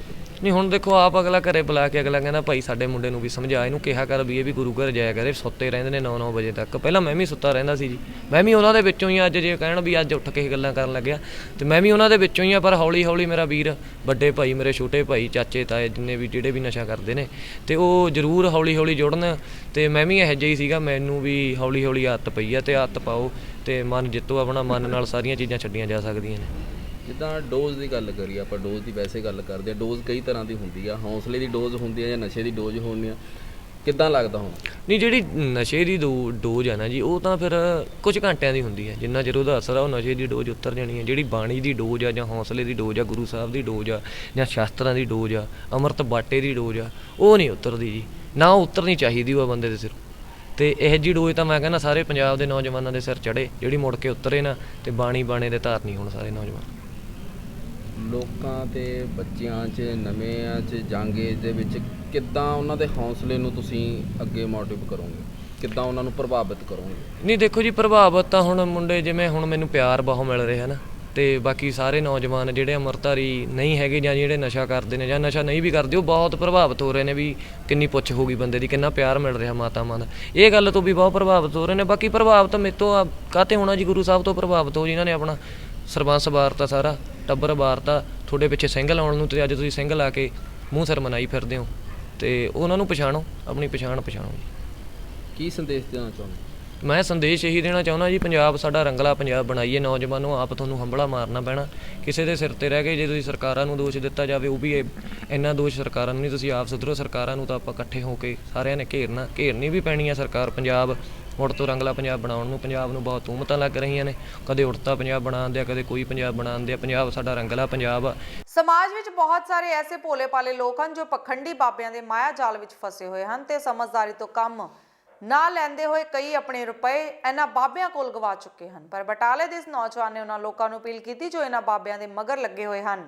ਨੌਜਵਾਨ ਨੇ ਦੱਸਿਆ ਕਿ ਉਹਨਾਂ ਬਚਪਨ ਵਿੱਚ ਹੀ ਜਾਦੂਗਰ ਦਾ ਇੱਕ ਸ਼ੋਅ ਦੇਖ ਕੇ ਜਾਦੂ ਸਿੱਖਣ ਦਾ ਸ਼ੌਂਕ ਪੈਦਾ ਹੋ ਜਾਂਦਾ ਹੈ, ਜਿਸ ਨੂੰ ਉਸਨੇ ਪੂਰਾ ਵੀ ਕੀਤਾ ਹੈ ਤੇ ਹੁਣ ਆਪਣੇ ਪੁਰਖਾਂ ਦੀ ਦੁਕਾਨ ਦੇ ਨਾਲ-ਨਾਲ ਜਾਦੂ ਦੇ ਕਰਤੱਵ ਵੀ ਦਿਖਾ ਰਿਹਾ ਹੈ ਤੇ ਉਹਨਾਂ ਲੋਕਾਂ ਨੂੰ ਫ੍ਰੀ ਵਿੱਚ ਵੀ ਸਿਖਾ ਰਿਹਾ ਹੈ ਜੋ ਇਸ ਨੂੰ। ਇਹ ਸਰ ਮੈਨੂੰ ਬਚਪਨ ਤੋਂ ਹੀ, ਜਦੋਂ ਮੈਂ ਜਾਗਰਣ ਦਾ ਕੰਮ ਕਰਦਾ ਸੀਗਾ, ਉਦੋਂ ਮੇਰੀ ਉਮਰ ਸੀਗੀ 14-15 ਸਾਲ ਦੀ। ਉਸ ਤੋਂ ਬਾਅਦ ਫਿਰ ਹੌਲੀ ਜਾਗਰਣ ਕਰਦੇ ਮੇਰੇ ਮਨ 'ਚ ਸ਼ੌਂਕ ਪੈ ਗਿਆ ਮੈਨੂੰ ਮੈਜਿਕ ਸ਼ੋਅ ਦਾ ਵੀ, ਕਿਉਂਕਿ ਇਹ ਆਪਣੇ ਸ਼ਹਿਰ 'ਚ ਕੋਈ ਜਾਦੂਗਰ ਆਉਂਦਾ ਸੀ, ਦੇਖਣ ਜਾਈਦਾ ਸੀਗਾ। ਔਰ ਉਸ ਤੋਂ ਬਾਅਦ ਫਿਰ ਮੈਨੂੰ ਵੀ ਸ਼ੌਂਕ ਪੈ ਗਿਆ ਕਿ ਮੈਂ ਵੀ ਜਾਦੂਗਰ ਬਣਨਾ, ਜਾਦੂ ਸਿੱਖਣਾ। ਤਾਂ ਬਸ ਇਸੇ ਤਰ੍ਹਾਂ ਸਰ ਮੈਨੂੰ ਸ਼ੌਂਕ ਪਿਆ ਤੇ ਆਪਾਂ ਜਾਦੂ ਦਾ ਸਿਲਸਿਲਾ ਸ਼ੁਰੂ ਕਰ ਲਿਆ ਨਾਲ। ਜਾਦੂ ਤੋਂ ਇਲਾਵਾ ਸਰ ਮੇਰਾ ਕੰਮ ਇੱਕ ਹੋਰ ਹੈਗਾ ਵਾ, ਮੇਰੀ ਆਪਣੀ ਦੁਕਾਨ ਹੈ, ਮੇਰੇ ਪੁਰਖਾਂ ਦੀ ਪਕੌੜਿਆਂ ਦੀ ਦੁਕਾਨ ਹੈ। ਸ਼ੁਰੂ ਤੋਂ ਸਾਡਾ ਜੱਦੀ ਕੰਮ ਉਹੀ ਰਿਹਾ ਵਾ ਔਰ ਅੱਜ ਵੀ ਮੈਂ ਉਸੇ ਦੁਕਾਨ 'ਤੇ ਹੀ ਬੈਠਦਾ ਹਾਂ। ਅਸਲੀ ਗੇਟ ਦੇ ਅੰਦਰ ਦੁਕਾਨ ਹੈ ਬਟਾਲੇ ਦੇ ਅੰਦਰ। ਤਾਂ ਅਸਲੀ ਗੇਟ ਦੀ ਪਕੌੜਿਆਂ ਦੀ ਦੁਕਾਨ ਕੰਮ ਪਰਿਵਾਰ ਵੱਲੋਂ ਸਰ ਮੈਨੂੰ ਪੂਰਾ ਸਪੋਰਟ ਰਿਹਾ ਵਾ। ਮੈਨੂੰ ਉਹਨਾਂ ਨੇ ਕਿਸੇ ਵੀ ਕੰਮ ਤੋਂ ਮਨਾ ਨਹੀਂ ਕੀਤਾ ਔਰ ਦੁਕਾਨ ਤਾਂ ਚਲੋ ਪੁਰਖਾਂ ਦੀ ਹੀ, ਉਹ ਤਾਂ ਕਰਨੀ ਹੈ, ਉਹ ਅੱਜ ਵੀ ਕਰਨੀ ਹੈ, ਕੱਲ੍ਹ ਵੀ ਕਰਨੀ ਹੈ। ਔਰ ਜਿਹੜਾ ਮੈਂ ਕੰਮ ਸਿੱਖਿਆ ਮੇਰੇ ਘਰਦਿਆਂ ਨੇ ਮੇਰਾ ਬਹੁਤ ਸਾਥ ਦਿੱਤਾ ਵਾ ਔਰ ਮੈਂ ਧੰਨਵਾਦ ਕਰਦਾ ਉਹਨਾਂ ਦਾ। ਚਲੋ ਅੱਜ ਉਹ ਦੁਨੀਆ 'ਚ ਨਹੀਂ ਹੈ ਪਰ ਫਿਰ ਵੀ ਮੈਂ ਉਹਨਾਂ ਦਾ ਬੜਾ ਸ਼ੁਕਰਗੁਜ਼ਾਰ। ਸਰ ਟ੍ਰਿਕ ਮੇਰੇ ਕੋਲ ਬਹੁਤ ਜ਼ਿਆਦਾ ਨੇ, ਬਹੁਤ ਜ਼ਿਆਦਾ ਟ੍ਰਿਕ ਨੇ ਮੇਰੇ ਕੋਲ, 100, 150, 200 ਜਿੰਨਾ ਵੀ ਟ੍ਰਿਕ ਹੈ ਅਤੇ ਟ੍ਰਿਕ ਦੀ ਤਾਂ ਕੋਈ ਅੰਤ ਹੀ ਨਹੀਂ ਹੈ ਸਰ। ਟ੍ਰਿਕ ਬਹੁਤ ਜ਼ਿਆਦਾ ਨੇ। ਇਨਕਮ ਸਰ ਇੰਨੀ ਕੀ ਹੈ, ਬਸ ਰੋਟੀ ਪਾਣੀ ਦਾ ਗੁਜ਼ਾਰਾ ਚੱਲੀ ਜਾਂਦਾ ਜੀ।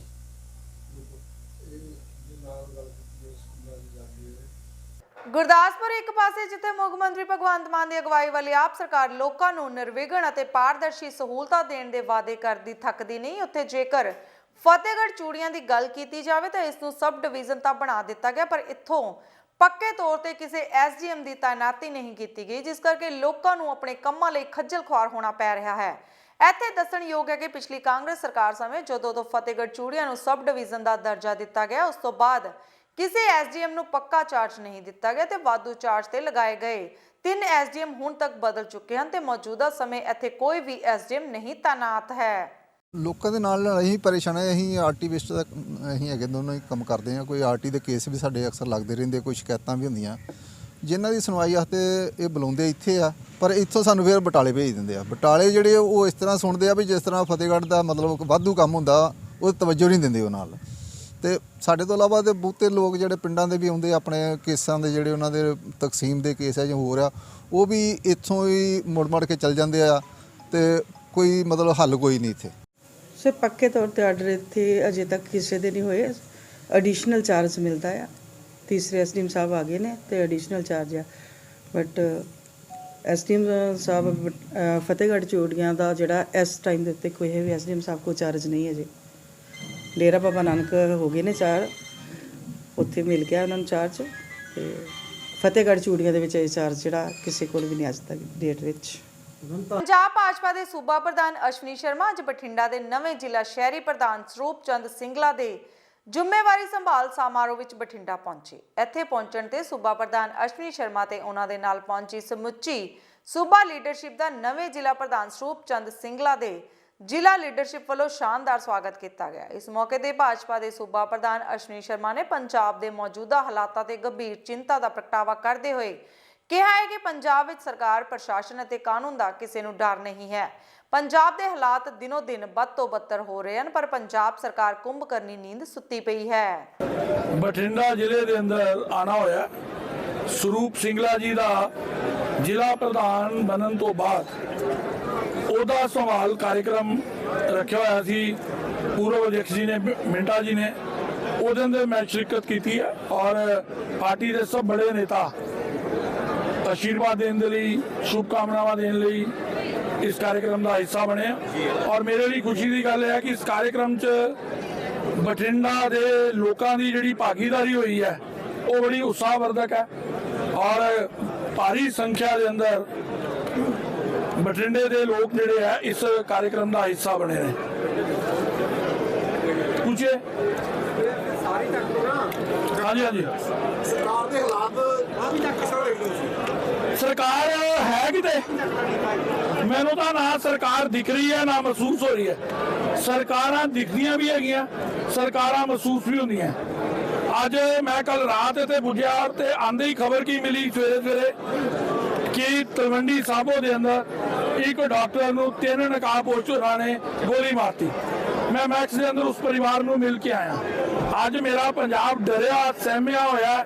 ਇੱਥੇ ਕਾਨੂੰਨਦਾਨੀ, ਗੈਂਗਸਟਰ ਔਰ ਗੁੰਡਾ ਤੱਤਵਾਂ ਦਾ ਰਾਜ ਹੈ ਔਰ ਜਿਹੜੀ ਮਾਨ ਸਰਕਾਰ ਹੈ ਨੀਰੋ ਦੀ ਭੂਮਿਕਾ ਚ, ਜਿੱਦਾਂ ਨੀਰੋ ਬੰਸੀ ਵਜਾਉਂਦਾ ਸੀ ਇਦਾਂ ਹੀ ਇਹ ਸਰਕਾਰ ਬੰਸੀ ਵਜਾ ਰਹੀ ਹੈ। ਔਰ ਹੋਮ ਮਿਨਿਸਟਰੀ ਖੁਦ ਮੁੱਖ ਮੰਤਰੀ ਦੇ ਕੋਲ ਹੋਏ ਹੋਮ ਵਿਭਾਗ, ਉਹਦੇ ਬਾਵਜੂਦ ਵੀ ਹੱਤਿਆਵਾਂ ਦਾ ਕ੍ਰਮ, ਫਰੋਤੀਆਂ ਦਾ ਕ੍ਰਮ, ਟੈਲੀਫੋਨ ਤੇ ਧਮਕੀਆਂ ਦਾ ਕ੍ਰਮ ਜਿਹੜਾ ਰੁਕ ਨਹੀਂ ਰਿਹਾ। ਇਹਦੇ ਤੋਂ ਹੀ ਪਤਾ ਚੱਲ ਰਿਹਾ ਹੈ ਕਿ ਇਹ ਸਰਕਾਰ ਚੱਲ ਨਹੀਂ ਰਹੀ। ਗੋਲੀ ਦਾ ਕਾਰਨ ਕੀ ਹੈ? ਗੋਲੀ ਦਾ ਕਾਰਨ ਕੀ ਹੈ? ਕਿ ਗੋਲੀ ਮਾਰੀ ਗਈ, ਕੀ ਕਾਰਨ ਲੱਗਦਾ? ਫਰੋਤੀ ਲੱਗ ਰਿਹਾ ਮੈਨੂੰ। ਆਗਾਮੀ ਚੋਣਾਂ ਦੇ ਵਿੱਚ ਕਿਸ ਨੂੰ ਮੰਨਦੇ ਹੋ? ਜਿਹੜੇ ਸਿੱਖ ਫੌਜੀ ਨੇ ਉਹਨਾਂ ਦੇ ਹੈਲਮਟ ਪਹਿਨਣ ਦੀ ਜਿਹੜੀ ਹੈ ਸਰਕਾਰ ਵੱਲੋਂ। ਦੇਖੋ ਬੀਜੇਪੀ ਨੇ ਹਮੇਸ਼ਾ, ਮੋਦੀ ਜੀ ਨੇ ਸਿੱਖ ਪਰੰਪਰਾਵਾਂ ਦਾ सम्मान किया और ये विषय सारा उन्होंने तक जा चुके हैं और मैंने लगता कि बिल्कुल सिख बुद्धिजीवियों के नाल बैठ के ही इतने अगे बढ़ाया जाएगा। शर्मा जी आगामी चोणों को लेकर कंपीटीटर किस मान रहे हो? किहड़ी पार्टी जी भाजपा के नाल कंपीटीशन पंजाब दे विच 2000 देखो असीं किसी नूं भी हल्के च नहीं लैंदे क्योंकि आई तो बात की गल कीती है पाकिस्तान पार्टी नाल घट सी ਅਸੀਂ ਬੰਧਨ ਸੀ किस तरह की घट? मैं कहा बंधन ਅਸੀਂ ਨਿਭਾਰੇ ਸੀ ਉਹ ਤਾਂ ਗੱਠ ਬਣ ਗਏ। देखो ना ਪਿੰਡਾਂ तक मोदी साहब ने जो पंजाब के लिए किया, श्री करतारपुर साहब साडी आस्था नाल जुड़िया हुआ मामला से, काली सूची का असीं जिक्र करते सी, असीं GST लंगर तो समाप्त की थी। अच्छा 84 के दंगइयां नूं अंदर तक पहुंचाया। गुरु परंपरावां दे अंदर जिस आदमी ने इतने आयाम खड़े किए होण, चाहे 400 साल आए, चाहे गुरु पुत्रां दे बलिदान का दिहाड़ा आया, सरकारी पद्धर ते पूरी दुनिया च सिख परंपरावां नूं इतिहास नूं पहचान का काम की जिस व्यक्ति ने किया है ਉਹ ਤਾਂ ਪੰਜਾਬ ਦੇ ਲਈ ਉਹਦੇ ਪਿਆਰ ਦਾ ਹੀ ਨਤੀਜਾ ਹੈ। ਲੇਕਿਨ ਸਾਡਾ ਸਹੀ ਮੈਸੇਜ ਜਿਹੜਾ ਇਹਨਾਂ ਨੇ ਨਹੀਂ ਪਹੁੰਚਾਇਆ, ਇਸ ਕਰਕੇ ਬੰਧਨ ਸੀ ਸਾਡੇ ਲਈ। ਇਹਨਾਂ ਨੇ ਛਵੀ ਖਰਾਬ ਕਰਨ ਦੀ ਕੋਸ਼ਿਸ਼ ਕੀਤੀ ਪੰਜਾਬ 'ਚ ਬੀਜੇਪੀ। ਨਾਭਾ ਮਲੇਰਕੋਟਲਾ ਰੋਡ ਚੁੰਗੀ ਨੇੜੇ ਸਕਾਰਪੀਓ ਗੱਡੀ ਅਤੇ ਐਕਟਿਵਾ ਤੇ ਜਾ ਰਹੇ ਦੋ ਵਿਅਕਤੀਆਂ ਦਾ ਭਿਆਨਕ ਐਕਸੀਡੈਂਟ ਹੋ ਗਿਆ ਤੇ ਇਸ ਐਕਸੀਡੈਂਟ ਵਿੱਚ ਦੋਵੇਂ ਗਰੀਬ ਪ੍ਰਵਾਸੀਆਂ ਵਿਅਕਤੀਆਂ ਦੀ ਮੌਤ ਹੋ ਗਈ। ਜਾਣਕਾਰੀ ਅਨੁਸਾਰ ਪ੍ਰਵਾਸੀ ਦੇ ਮਜ਼ਦੂਰ ਜੋ ਕਿ ਸਬਜ਼ੀ ਵਗੈਰਾ ਦਿਹਾੜੀ ਦਾ ਕੰਮ ਕਰਦੇ ਸਨ ਤੇ ਆਪਣੇ ਘਰ ਨਾਭਾ ਮਲੇਰਕੋਟਲਾ ਰੋਡ ਤੇ ਜਾ ਰਹੇ ਸਨ ਕਿ ਤੇਜ਼ਧਾਰ ਸਕਾਰਪੀਓ ਗੱਡੀ ਨੇ ਆਪਣੀ ਲਪੇਟ ਵਿੱਚ ਲੈ ਲਿਆ ਅਤੇ ਉਹਨਾਂ ਨੂੰ ਰਾਹਗੀਰਾਂ ਵੱਲੋਂ ਨਾਭਾ ਦੇ ਸਿਵਲ ਹਸਪਤਾਲ ਲਿਆਂਦਾ ਗਿਆ, ਜਿੱਥੇ ਉਹਨਾਂ ਨੇ ਜ਼ਖਮੀ ਦੀ ਤਾਪ ਨਾਲ ਚੱਲਦੇ ਹੋਏ ਦਮ ਤੋੜ ਦਿੱਤਾ। कुमारी सर जी क्या एक्सीडेंट कैसे हुआ? एक्सीडेंट है, दारू पीती हुई सी, दो बंदे सी ਜਿਹੜੇ ਗੱਡੀ ਚਲਾ ਰਿਹਾ ਸੀ ਤੇ ਮੇਰਾ ਭਾਈ ਲੰਘ ਕੇ ਜਾ ਰਹੇ ਸੀ। ਦੋ ਬੰਦੇ ਸੀ ਐਕਟਿਵਾ ਤੇ ਜਾ ਰਹੇ ਸੀ ਤੇ ਜੇ ਉਧਰੋਂ ਗੱਡੀ ਬਸ ਜਿਹੜਾ ਗੱਡੀ ਆ ਰਹੀ ਸੀ ਪਿੱਛੋਂ ਮਾਰਿਆ ਉਹਨੇ ਭਗਾ ਕੇ ਤੇ दारू ਦੀ ਬੋਤਲ ਵੀ ਪਿਆ ਹੋਈ ਹੈ ਉੱਤੇ ਵਿੱਚ। ਮੌਕੇ ਤੇ ਦੋਨਾਂ ਦੀ ਡੈਥ ਹੋ ਗਈ ਜੀ। ਇਹਨਾਂ ਦੇ ਬੱਚੇ ਨੇ ਹੁਣ ਕਿੱਥੇ ਜਾਵਾਂਗੇ ਜੀ? कहाँ जा रहे? ਉਹ ਕਹਿ ਰਹੇ ਸੀ ਕਿ ਅਸੀਂ ਮੰਡੀ ਜਾ ਰਹੇ ਹਾਂ ਇਹਨਾਂ ਨੂੰ ਛੱਡਣ, ਤੇ ਉਹ ਇਹਨਾਂ ਕੀ ਪਤਾ ਹੀ ਕਰੇ ਵਾਪਸ ਆ ਰਹੇ ਸੀ ਤੇ ਦੋਨਾਂ ਪਿੱਛੋਂ ਐਕਸੀਡੈਂਟ ਹੋਇਆ। ਜੇ ਪਿੱਛੋਂ ਮਾਰਿਆ ਉਹਨੇ ਭਗਾ ਕੇ, दारू ਪੀਤੀ ਹੋਈ ਸੀ ਉਹਦੀ, ਉਹਨੇ ਪਿੱਛੇ ਐਕਟਿਵਾ 'ਚ ਮਾਰੀ ਹੈ। आपके क्या लगते हैं? ਮੇਰਾ ਬੜਾ ਭਾਈ ਸੀ ਤੇ ਇੱਕ ਚਾਚਾ ਸੀ। क्या मांग करते हो? ये मांग यही मांग इंसाफ मिलना इंसाफ मिलना चाहिए ही। और की बच्चे हैं छोटे छोटे। डेथ हो चुकी? हाँ जी, दोनों खत्म हो गई। कितनी उम्र थी दोनों की? मतलब भाई रहने वाले तो अपन 90 दे ही है। अंदाजा उम्र कितनी दोनों की? उम्र होगी एक एक तो हैगा जी 50 साल ਦਾ, ਇੱਕ ਹੈਗਾ 35 ਸਾਲ ਦਾ। 36 ਸਾਲ ਦਾ 35-36 ਸਾਲ ਦਾ ਮੁੰਡਾ ਜਿਹੜਾ ਮਰ। ਕੀ ਕਰਦੇ ਹੋ? ਮੰਗ ਇਹੀ ਕਰਦੇ ਆ ਜੀ, ਜਵਾਕਾਂ ਨੂੰ ਇਨਸਾਫ ਮਿਲਣਾ ਚਾਹੀਦਾ ਜੀ। ਉਹਨਾਂ ਦੇ ਕੋਈ ਸਹਾਰਾ ਨਹੀਂ ਰਿਹਾ ਜੀ। ਹੁਣ ਘਰ 'ਚ ਉਹੀ ਬੜਾ ਸੀਗਾ ਜੀ, ਉਹਦੇ ਨਾਲ ਭਾਈ ਵੀ ਸੀਗੇ ਛੋਟੇ, ਉਸ ਤੋਂ ਬਾਅਦ ਕੋਈ ਵੀ ਨਹੀਂ ਹੈਗਾ, ਕੋਈ ਸਹਾਰਾ ਨਹੀਂ ਰਿਹਾ ਜੀ। ਹੁਣ ਉਹਨਾਂ ਨੇ ਪਿੱਛੋਂ ਐਸੀ ਗੱਡੀ ਮਾਰੀ ਹੈ, ਉਹ ਮੌਕੇ ਤੇ ਖਤਮ ਡੈਥ ਹੋ ਗਈ ਜੀ ਉਹਨਾਂ ਦੀ। ਘਰ ਆ ਰਹੇ ਸੀ ਵਾਪਸ ਆਪਣੇ, ਰਾਤ ਨੂੰ ਪਿੱਛੋਂ ਗੱਡੀ ਮਾਰੀ ਹੈ दारू ਪੀ ਕੇ। ਪ੍ਰਸ਼ਾਸਨ ਨੂੰ ਇਹ ਮੰਗ ਕਰਦੇ ਆ, ਸਾਨੂੰ ਇਨਸਾਫ ਮਿਲਣਾ ਚਾਹੀਦਾ ਨੇ, ਨਾਲ ਉਹਨਾਂ ਨੂੰ ਸਖਤ ਤੋਂ ਸਖਤ ਸਜ਼ਾ ਮਿਲੇ, ਕਾਰਵਾਈ ਹੋਵੇ ਜੀ ਫੁੱਲ। ਸਾਡੀ ਗਰੀਬ ਬੰਦੇ ਆ, ਅਸੀਂ ਮਜ਼ਦੂਰ ਆ, ਕੋਈ ਸਹਾਰਾ ਨਹੀਂ ਰਿਹਾ ਜੀ ਹੁਣ। ਕੋਈ ਸਹਾਰਾ ਨਹੀਂ ਰਿਹਾ ਹੁਣ। ਹਾਂ, ਉਹਨਾਂ ਦੀ ਵਿਚਾਰੀ ਜਿਹੜੀ ਮਿਸੇਸ ਆ ਉਹ ਬਿਮਾਰ ਰਹਿੰਦੀ, ਉਹਦੀ 12 ਮਹੀਨੇ ਦਵਾਈ ਚੱਲਦੀ ਹੈ ਜੀ, ਉਹ ਜਮੇ ਹੀ ਬਿਮਾਰ ਹੈ। ਇਹਨਾਂ ਦਾ ਪਰਿਵਾਰ 'ਚ ਜੀ ਇੱਕ ਗੁੜੀਆ ਹੈ, 2 ਮੁੰਡੇ ਹੈ, ਭਾਈ ਹੈ 2, ਤੀਜਾ ਇਹ ਭਾਈ ਸੀਗਾ ਜੀ। ਕੰਮ ਜੀ ਦਿਹਾੜੀ ਮਜ਼ਦੂਰੀ ਕਰਦੇ ਨੇ, ਕੋਈ ਐਵੇਂ ਕੋਈ ਬੜਾ ਕੰਮ ਨਹੀਂ ਹੈਗਾ, ਦਿਹਾੜੀ ਮਜ਼ਦੂਰੀ ਕਰਦੇ ਨੇ।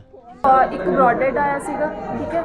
ਦੂਸਰਾ ਸਾਡੇ ਕੋਲ ਆਇਆ ਸੀਗਾ ਤਾਂ ਉਹਦੀ ਲੱਤ ਬੁਰੀ ਤਰ੍ਹਾਂ ਫ੍ਰੈਕਚਰ ਸੀ, ਟਵਿਸਟਡ ਸੀ, ਤਾਂ ਅਸੀਂ ਉਹਦਾ ਪੂਰਾ ਟ੍ਰੀਟਮੈਂਟ ਕੀਤਾ, but he also died within 15 minutes of treatment. ਦੋ ਦੀ ਡੈਥ ਹੋਈ ਹੁਣ? ਹਾਂਜੀ, 2 ਦੀ ਡੈਥ।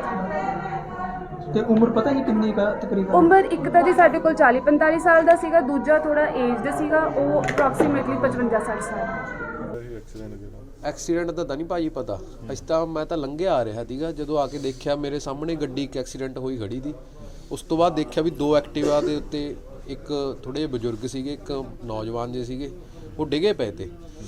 ਉਸ ਟਾਈਮ ਥੋੜ੍ਹਾ ਜਿਹਾ ਉਹ ਠੀਕ ਸੀਗੇ, ਸੁਲਕਦੇ ਸੀਗੇ, ਸਾਹ ਜਿਹਾ ਲੈਂਦੇ ਸੀਗੇ। ਅਸੀਂ ਜਦ ਇੱਕਦਮ ਆਪਣੀ ਗੱਡੀ ਦੇ ਵਿੱਚ ਬਿਠਾ ਕੇ ਹਸਪੀਟਲ ਦੇ ਵਿੱਚ ਲੈ ਕੇ ਆਏ ਹਾਂ, ਤੇ ਉਹਦੇ ਵਿੱਚੋਂ ਇੱਕ ਦੀ ਤਾਂ ਡੈਥ ਹੋ ਗਈ, ਇੱਕ ਤਾਂ ਐਕਸਪਾਇਰ ਹੋ ਗਿਆ, ਦੂਸਰੇ ਵੀ ਨਾਜ਼ੁਕ ਹਾਲਤ ਦੇ ਵਿੱਚ ਨੇ। ਤੇਜ਼ ਰਫ਼ਤਾਰ ਕਰਕੇ ਹੋਇਆ ਕਿਵੇਂ? ਵੀਰ ਜੀ ਸਾਡੇ ਆਉਣ ਤੋਂ ਪਹਿਲਾਂ ਗੱਡੀ ਆ ਜਿਹੜੀ ਐਕਸੀਡੈਂਟ ਹੋਇਆ ਪਿਆ ਸੀ, ਮੈਂ ਤਾਂ ਬਾਅਦ 'ਚ ਆਇਆ ਉੱਥੇ। ਇਹ ਪ੍ਰਵਾਸੀ ਨੇ ਦੋਨੋਂ? ਹਾਂ, ਲੱਗਦਾ ਤਾਂ ਇਦਾਂ ਹੀ ਆ ਵੀ ਜਿਵੇਂ ਦੋਨੋਂ ਜਣੇ ਪ੍ਰਵਾਸੀ ਹੋਣ। ਅੱਛਾ, ਇਹ ਐਕਟਿਵਾ ਤੇ ਸੀ? ਇਹ ਦੋਨੋਂ ਜਣੇ ਐਕਟਿਵਾ ਤੇ ਸੀਗੇ। ਇਹ ਵੈਸੇ ਕਿਹੜੀ ਜਗ੍ਹਾ ਨੇੜੇ ਕਿੱਥੇ ਹੋਇਆ? ਇਹ ਹੋਇਆ ਜੀ ਚੁੰਗੀ ਤੇ, ਜਿਹੜੀ ਨਾਭਾ ਮਲੇਰਕੋਟਲਾ ਰੋਡ ਦੇ ਉੱਪਰ ਚੁੰਗੀ ਆ ਨਾ, ਉਹ ਮੋੜ ਤੋਂ ਪਹਿਲਾਂ ਹੋਇਆ ਥੋੜਾ ਜਿਹਾ। ਕੀ ਟੱਕਰ ਮਤਲਬ ਪਿੱਛੋਂ ਮਾਰਿਆ ਆਮਣੇ ਸਾਹਮਣੇ? ਇਹ ਤਾਂ ਨਹੀਂ ਪਤਾ ਵੀ ਕਿੱਦਾਂ ਹੋਇਆ। ਬੀਤੇ ਸ਼ਨੀਵਾਰ ਦੇਰ ਸ਼ਾਮ ਨੂੰ ਕਲੀਨਿਕ ਵਿੱਚ ਬੈਠੇ ਡਾਕਟਰ ਦੇ ਗੋਲੀਆਂ ਮਾਰਨ ਵਾਲੇ ਗੈਂਗਸਟਰਾਂ ਵਿੱਚੋਂ ਇੱਕ ਦਾ ਐਨਕਾਊਂਟਰ ਕਰਨ ਤੋਂ ਬਾਅਦ 6 ਲੋਕਾਂ ਨੂੰ ਪੁਲਿਸ ਨੇ ਗ੍ਰਿਫਤਾਰ ਕਰ ਲਿਆ ਹੈ। ਜਾਣਕਾਰੀ ਦਿੰਦੇ ਹੋਏ ਬਠਿੰਡਾ ਰੇਂਜ ਦੇ ਆਈਜੀ ਐਸਪੀਐਸ ਪਰਮਾਰ ਨੇ ਕਿਹਾ ਹੈ ਕਿ ਤਲਵੰਡੀ ਸਾਬੋ ਵਿਖੇ ਕਲੀਨਿਕ ਵਿੱਚ ਬੈਠੇ ਡਾਕਟਰ ਦਿਨੇਸ਼ ਬਾਂਸਲ ਤੋਂ 3 ਲੱਖ ਦੀ ਫਰੋਤੀ ਲੈਣ ਲਈ ਕਲੀਨਿਕ ਵਿੱਚ ਆਏ 2 ਨੌਜਵਾਨਾਂ ਵੱਲੋਂ ਗੋਲੀਆਂ ਚਲਾ ਦਿੱਤੀਆਂ ਗਈਆਂ ਸਨ ਤੇ ਇਸ ਗੋਲੀकांड ਵਿੱਚ ਡਾਕਟਰ ਦਿਨੇਸ਼ ਬੁਰੀ ਤਰ੍ਹਾਂ ਜ਼ਖਮੀ ਹੋ ਗਏ ਸਨ। ਮਾਮਲੇ ਦੀ ਗੰਭੀਰਤਾ ਨੂੰ ਦੇਖਦੇ ਹੋਏ ਪੁਲਿਸ ਵੱਲੋਂ ਵੱਖ-ਵੱਖ ਟੀਮਾਂ ਦਾ ਗਠਨ ਕੀਤਾ ਗਿਆ ਸੀ। ਇਸ ਦੌਰਾਨ ਹੀ ਐਤਵਾਰ ਸ਼ਾਮ ਨੂੰ ਪੁਲਿਸ ਵੱਲੋਂ ਦੋਸ਼ੀਆਂ ਦਾ ਪਿੱਛਾ ਕਰਨ ਦੌਰਾਨ ਇਨਕਾਊਂਟਰ ਵੀ ਕੀਤਾ ਗਿਆ ਤੇ ਇਸ ਇਨਕਾਊਂਟਰ ਦੌਰਾਨ ਇੱਕ ਮੁਜਰਿਮ ਬਿੰਨੂ ਸਿੰਘ ਗੰਭੀਰ ਜ਼ਖਮੀ ਹੋ ਗਿਆ। ਪੁਲਿਸ ਵੱਲੋਂ ਉਸ ਨੂੰ ਇਲਾਜ ਲਈ ਸਰਕਾਰੀ ਹਸਪਤਾਲ ਦਾਖਲ ਕਰਵਾਇਆ ਗਿਆ ਅਤੇ ਉਸ ਦੇ 6 ਸਾਥੀਆਂ ਨੂੰ ਵੱਖ-ਵੱਖ ਥਾਵਾਂ ਤੋਂ ਪੁਲਿਸ ਨੇ ਗ੍ਰਿਫਤਾਰ ਕਰ ਲਿਆ ਹੈ। ਆਈਜੀ ਬਠਿੰਡਾ ਦਾ ਕਹਿਣਾ ਹੈ ਕਿ ਮਨਪ੍ਰੀਤ ਮੰਨਾ ਬਠਿੰਡਾ ਜੇਲ੍ਹ ਵਿੱਚ ਬੰਦ ਹੈ ਤੇ ਬਠਿੰਡਾ ਜੇਲ੍ਹ ਵਿੱਚ ਮੋਬਾਈਲ ਫੋਨ ਵੀ ਨਹੀਂ ਚੱਲਦੇ, ਪਰ ਦੂਸਰੇ ਪਾਸੇ ਲਗਾਤਾਰ ਮਨਪ੍ਰੀਤ ਮੰਨਾ ਵੱਲੋਂ ਤਲਵੰਡੀ ਸਾਬੋ ਹਲਕੇ ਵਿੱਚ ਫਰੋਤੀਆਂ ਮੰਗੀਆਂ ਜਾ ਰਹੀਆਂ ਹਨ। ਪੁਲਿਸ ਅਧਿਕਾਰੀਆਂ ਨੇ ਫਿਲਹਾਲ ਇਸ ਮਾਮਲੇ ਵਿੱਚ 6 ਲੋਕਾਂ ਨੂੰ ਗ੍ਰਿਫਤਾਰ ਕੀਤਾ ਤੇ ਇੱਕ ਮੁਜਰਮ ਇਲਾਜ ਅਧੀਨ ਹੈ। ਪੇਸ਼ ਹੈ ਬਠਿੰਡਾ ਤੋਂ ਸਾਡੇ ਪੱਤਰਕਾਰ ਮਾਸਟਰ ਖਾਨ ਦੀ ਇਹ ਖਾਸ ਰਿਪੋਰਟ। ਜਿਹੜੀ ਸ਼ੂਟ ਆਊਟ ਹੋਇਆ ਸੀ ਉੱਥੇ ਤਲਵੰਡੀ ਸਾਬੋ ਦੇ ਵਿੱਚ ਰਾਜ ਨਰਸਿੰਗ ਹੋਮ ਦੇ ਵਿੱਚ, ਜਿਹਦੇ ਵਿੱਚ ਡਾਕਟਰ ਦਿਨੇਸ਼ ਬਾਂਸਲ ਨੂੰ ਇੰਜਰ ਕਰ ਦਿੱਤਾ ਸੀ 2 ਬੰਦਿਆਂ ਨੇ। ਤੁਸੀਂ ਉਹ ਸਾਰਿਆਂ ਨੇ ਵੀਡੀਓ ਦੇਖਿਆ ਹੋਣਾ। ਉਹਦੀ ਇਨਵੈਸਟੀਗੇਸ਼ਨ ਲਈ ਐਸਐਸਪੀ ਸਾਹਿਬ ਨੇ ਆਪਣੀਆਂ ਟੀਮਾਂ ਬਣਾ ਕੇ SP investigation, DSP sub division Talwandi Sabo ਤੇ ਡੀਐਸਪੀ ਡਿਟੈਕਟਿਵ ਸਾਹਿਬ, ਇਹਨਾਂ ਨੇ ਸੀਆਈ 1 ਤੇ ਸੀਆਈ 2 ਦੇ ਇੰਚਾਰਜਸ ਨੂੰ ਨਾਲ ਲੈ ਕੇ 7 ਬੰਦੇ ਨੋਮੀਨੇਟ ਕੀਤੇ ਸੀ ਉਸ ਕੇਸ ਦੇ ਵਿੱਚ। ਔਰ ਕੱਲ ਡਿਊਰਿੰਗ ਸਰਚ ਆਪਰੇਸ਼ਨਸ ਐਂਡ ਨਾਕਾਬੰਦੀ 2 ਬੰਦਿਆਂ ਨਾਲ ਐਨਕਾਊਂਟਰ ਦੇ ਵਿੱਚ one of the accused has been injured and second has also been caught. ਇੱਕ ਨੂੰ ਹਸਪੀਟਲ 'ਚ ਭਰਤੀ ਕਰਵਾ ਦਿੱਤਾ ਗਿਆ, ਉਹਦੇ ਲੱਤ 'ਚ ਗੋਲੀ ਲੱਗੀ ਹੈ। ਔਰ ਦੂਸਰਾ ਜਿਹੜਾ ਹੈਪੀ ਬਰਾੜ ਹੈ ਉਹਨੂੰ ਵੀ ਫੜ ਲਿਆ ਗਿਆ। 5 ਜਿਹੜੇ ਦੂਸਰੇ ਬੰਦੇ ਸੀ ਦੌੜੇ ਹੋਏ, ਉਹਨਾਂ ਨੂੰ ਵੀ ਕੱਲ ਗ੍ਰਿਫਤਾਰ ਕਰ ਲਿਆ ਗਿਆ along with the duster vehicle and 2 weapons also which have been used in the offense. ਸੋ ਇਹ 7 ਦੇ 7 ਜਿਹੜੇ ਗੈਂਗਸਟਰ ਸੀਗੇ, ਇਹਨਾਂ ਨੂੰ ਇਮੀਡੀਏਟਲੀ 24 ਘੰਟਿਆਂ ਦੇ ਵਿੱਚ ਹੀ ਅਰੈਸਟ ਕਰ ਲਿਆ ਗਿਆ। ਇਹ ਸਾਰੇ ਦਾ ਸਾਰਾ ਮੋਡਿਊਲ ਨਿਊਟਰਲਾਈਜ਼ ਕਰ ਦਿੱਤਾ ਗਿਆ। ਰਿਕਵਰੀਜ਼ ਜਿਹੜੀਆਂ ਤੁਹਾਨੂੰ ਸਾਰੀਆਂ ਦੱਸ ਹੀ ਦਿੱਤੀਆਂ। ਉਹ ਜਿਹੜੇ ਬੰਦੇ ਆ ਉਹਨਾਂ ਦੀਆਂ ਫੋਟੋਆਂ ਤੁਹਾਨੂੰ ਸਪਲਾਈ ਕਰ ਦਿੰਦੇ ਨੇ। ਇਹਨਾਂ ਦੀ ਜਿਹੜੀ ਕ੍ਰਿਮੀਨਲ ਬੈਕਗਰਾਉਂਡ ਹੈ ਉਹ ਵੀ ਤੁਹਾਨੂੰ ਸਾਰਿਆਂ ਨੂੰ ਲਿਖ ਕੇ ਦੇ ਦਿੱਤੀ ਗਈ ਹੈ ਕਿ ਆਹ ਇਹਨਾਂ ਦੇ ਪਹਿਲਾਂ ਦੇ ਪਰਚੇ ਦਰਜ ਨੇ ਔਰ ਇਹ ਮੰਨਾ ਗੈਂਗ ਦੇ ਮੈਂਬਰ ਸੀਗੇ। ਸਾਰੇ ਦਾ ਸਾਰਾ ਨਿਊਟਰਲਾਈਜ਼ ਕਰ ਦਿੱਤਾ। ਬਰਾਮਦਗੀ ਹੋਈ ਇਸ ਅਸਲ ਨਾਲ ਇਹ 2 ਵੈਪਨ ਜਿਹੜੇ ਤੁਹਾਨੂੰ ਦਿਖਾ ਰਹੇ 2 ਵੈਪਨਸ ਹੈਵ ਬੀਨ ਅਰੈਸਟਡ ਕਨਫਿਸਕੇਟਡ। ਜਿਹੜਾ ਪ੍ਰਦੀਪ ਸਿੰਘ ਹੈ ਜੀ ਜੀ ਇਹ ਮੰਨਾ ਦਾ ਰਿਸ਼ਤੇਦਾਰ ਹੈ, ਇਹ ਹੀ ਮਾਸਟਰਮਾਈਂਡ ਹੈ ਸਾਰੀ ਕਹਾਣੀ ਦਾ। ਜੀ ਜੀ ਜੀ ਤੇ ਇਹਦੇ ਸਰ ਇਹ ਨਾਲ ਸੀਗਾ ਉਦੋਂ ਜਦੋਂ ਘਟਨਾ ਹੋਈ ਹੈ, ਜਾਂ ਇਹਦੇ 3 ਬੰਦੇ ਭੇਜੇ ਸੀ ਜਾਂ 2? ਨਹੀਂ, ਬੰਦੇ 2 ਹੀ ਗਏ ਸੀ, ਇੱਕ ਬਾਹਰ ਸੀਗਾ ਬੰਦਾ। ਕਿੰਨੇ ਸੀਗੇ ਟੋਟਲ? ਜੀ ਜੀ ਜਿਹੜੇ ਉੱਥੇ ਬੰਦੇ 3 ਗਏ ਸੀ ਜੀ, ਉਹ ਕੌਣ ਸੀ? ਜਿਹੜੇ 2 ਅੰਦਰ ਗਏ ਸੀ, ਇੱਕ ਬਾਹਰ ਖੜਾ ਸੀ। ਇੱਕ ਤਾਂ ਜਿਹੜੇ ਬੀਨੂ ਸਿੰਘ, ਇੱਕ ਬੀਨੂ ਸਿੰਘ, ਇੱਕ ਹੈਪੀ ਬਰਾੜ, ਹਾਂਜੀ ਨਾ ਦਵਿੰਦਰ ਜੀ ਦਾ ਨਾਮ। ਹਾਂ ਦੇਵਿੰਦਰ, ਤੀਸਰਾ ਚੀਨਾ। ਸਰ ਤੁਸੀਂ ਇਹ ਕਹਿ ਰਹੇ ਹੋ ਵੀ ਇਹ ਗੈਂਗਸਟਰ ਖੁਦ ਗੈਂਗਸਟਰ ਸੀ ਕਿ ਗੈਂਗਸਟਰ ਸੰਬੰਧ ਰੱਖਦੇ ਸੀ? ਸੰਬੰਧ ਹੀ ਰੱਖਦੇ ਸੀ, ਕਹਿਣ ਦਾ ਮਤਲਬ ਹੈ ਦੇ ਆਰ ਬੜੇ gangster father to matter, they are part of the same module. I mean ਇੱਕ ਦਿਨ ਦੇ ਵਿੱਚ ਗੈਂਗਸਟਰ ਬਣ ਨਹੀਂ ਨਾ ਜਾਂਦਾ। They take little bit of time to get trained, world and all that. ਦੋਸਤੋ, ਇਹ ਸਨ ਸਾਡੀਆਂ ਅੱਜ ਦੀਆਂ ਖਾਸ ਖਬਰਾਂ। ਨਵੀਆਂ ਤੇ ਤਾਜ਼ਾ ਖਬਰਾਂ ਦੇ ਨਾਲ ਤੁਹਾਡੇ ਸਾਹਮਣੇ ਫਿਰ ਤੋਂ ਰੂਬਰੂ ਹੋਵਾਂਗੇ। ਤਦ ਤੱਕ ਲਈ ਮੈਨੂੰ ਯਾਨੀ ਕਿ ਤੇਜਿੰਦਰ ਕੌਰ ਨੂੰ ਦਿਓ ਇਜਾਜ਼ਤ। ਰੱਬ ਰਾਖਾ।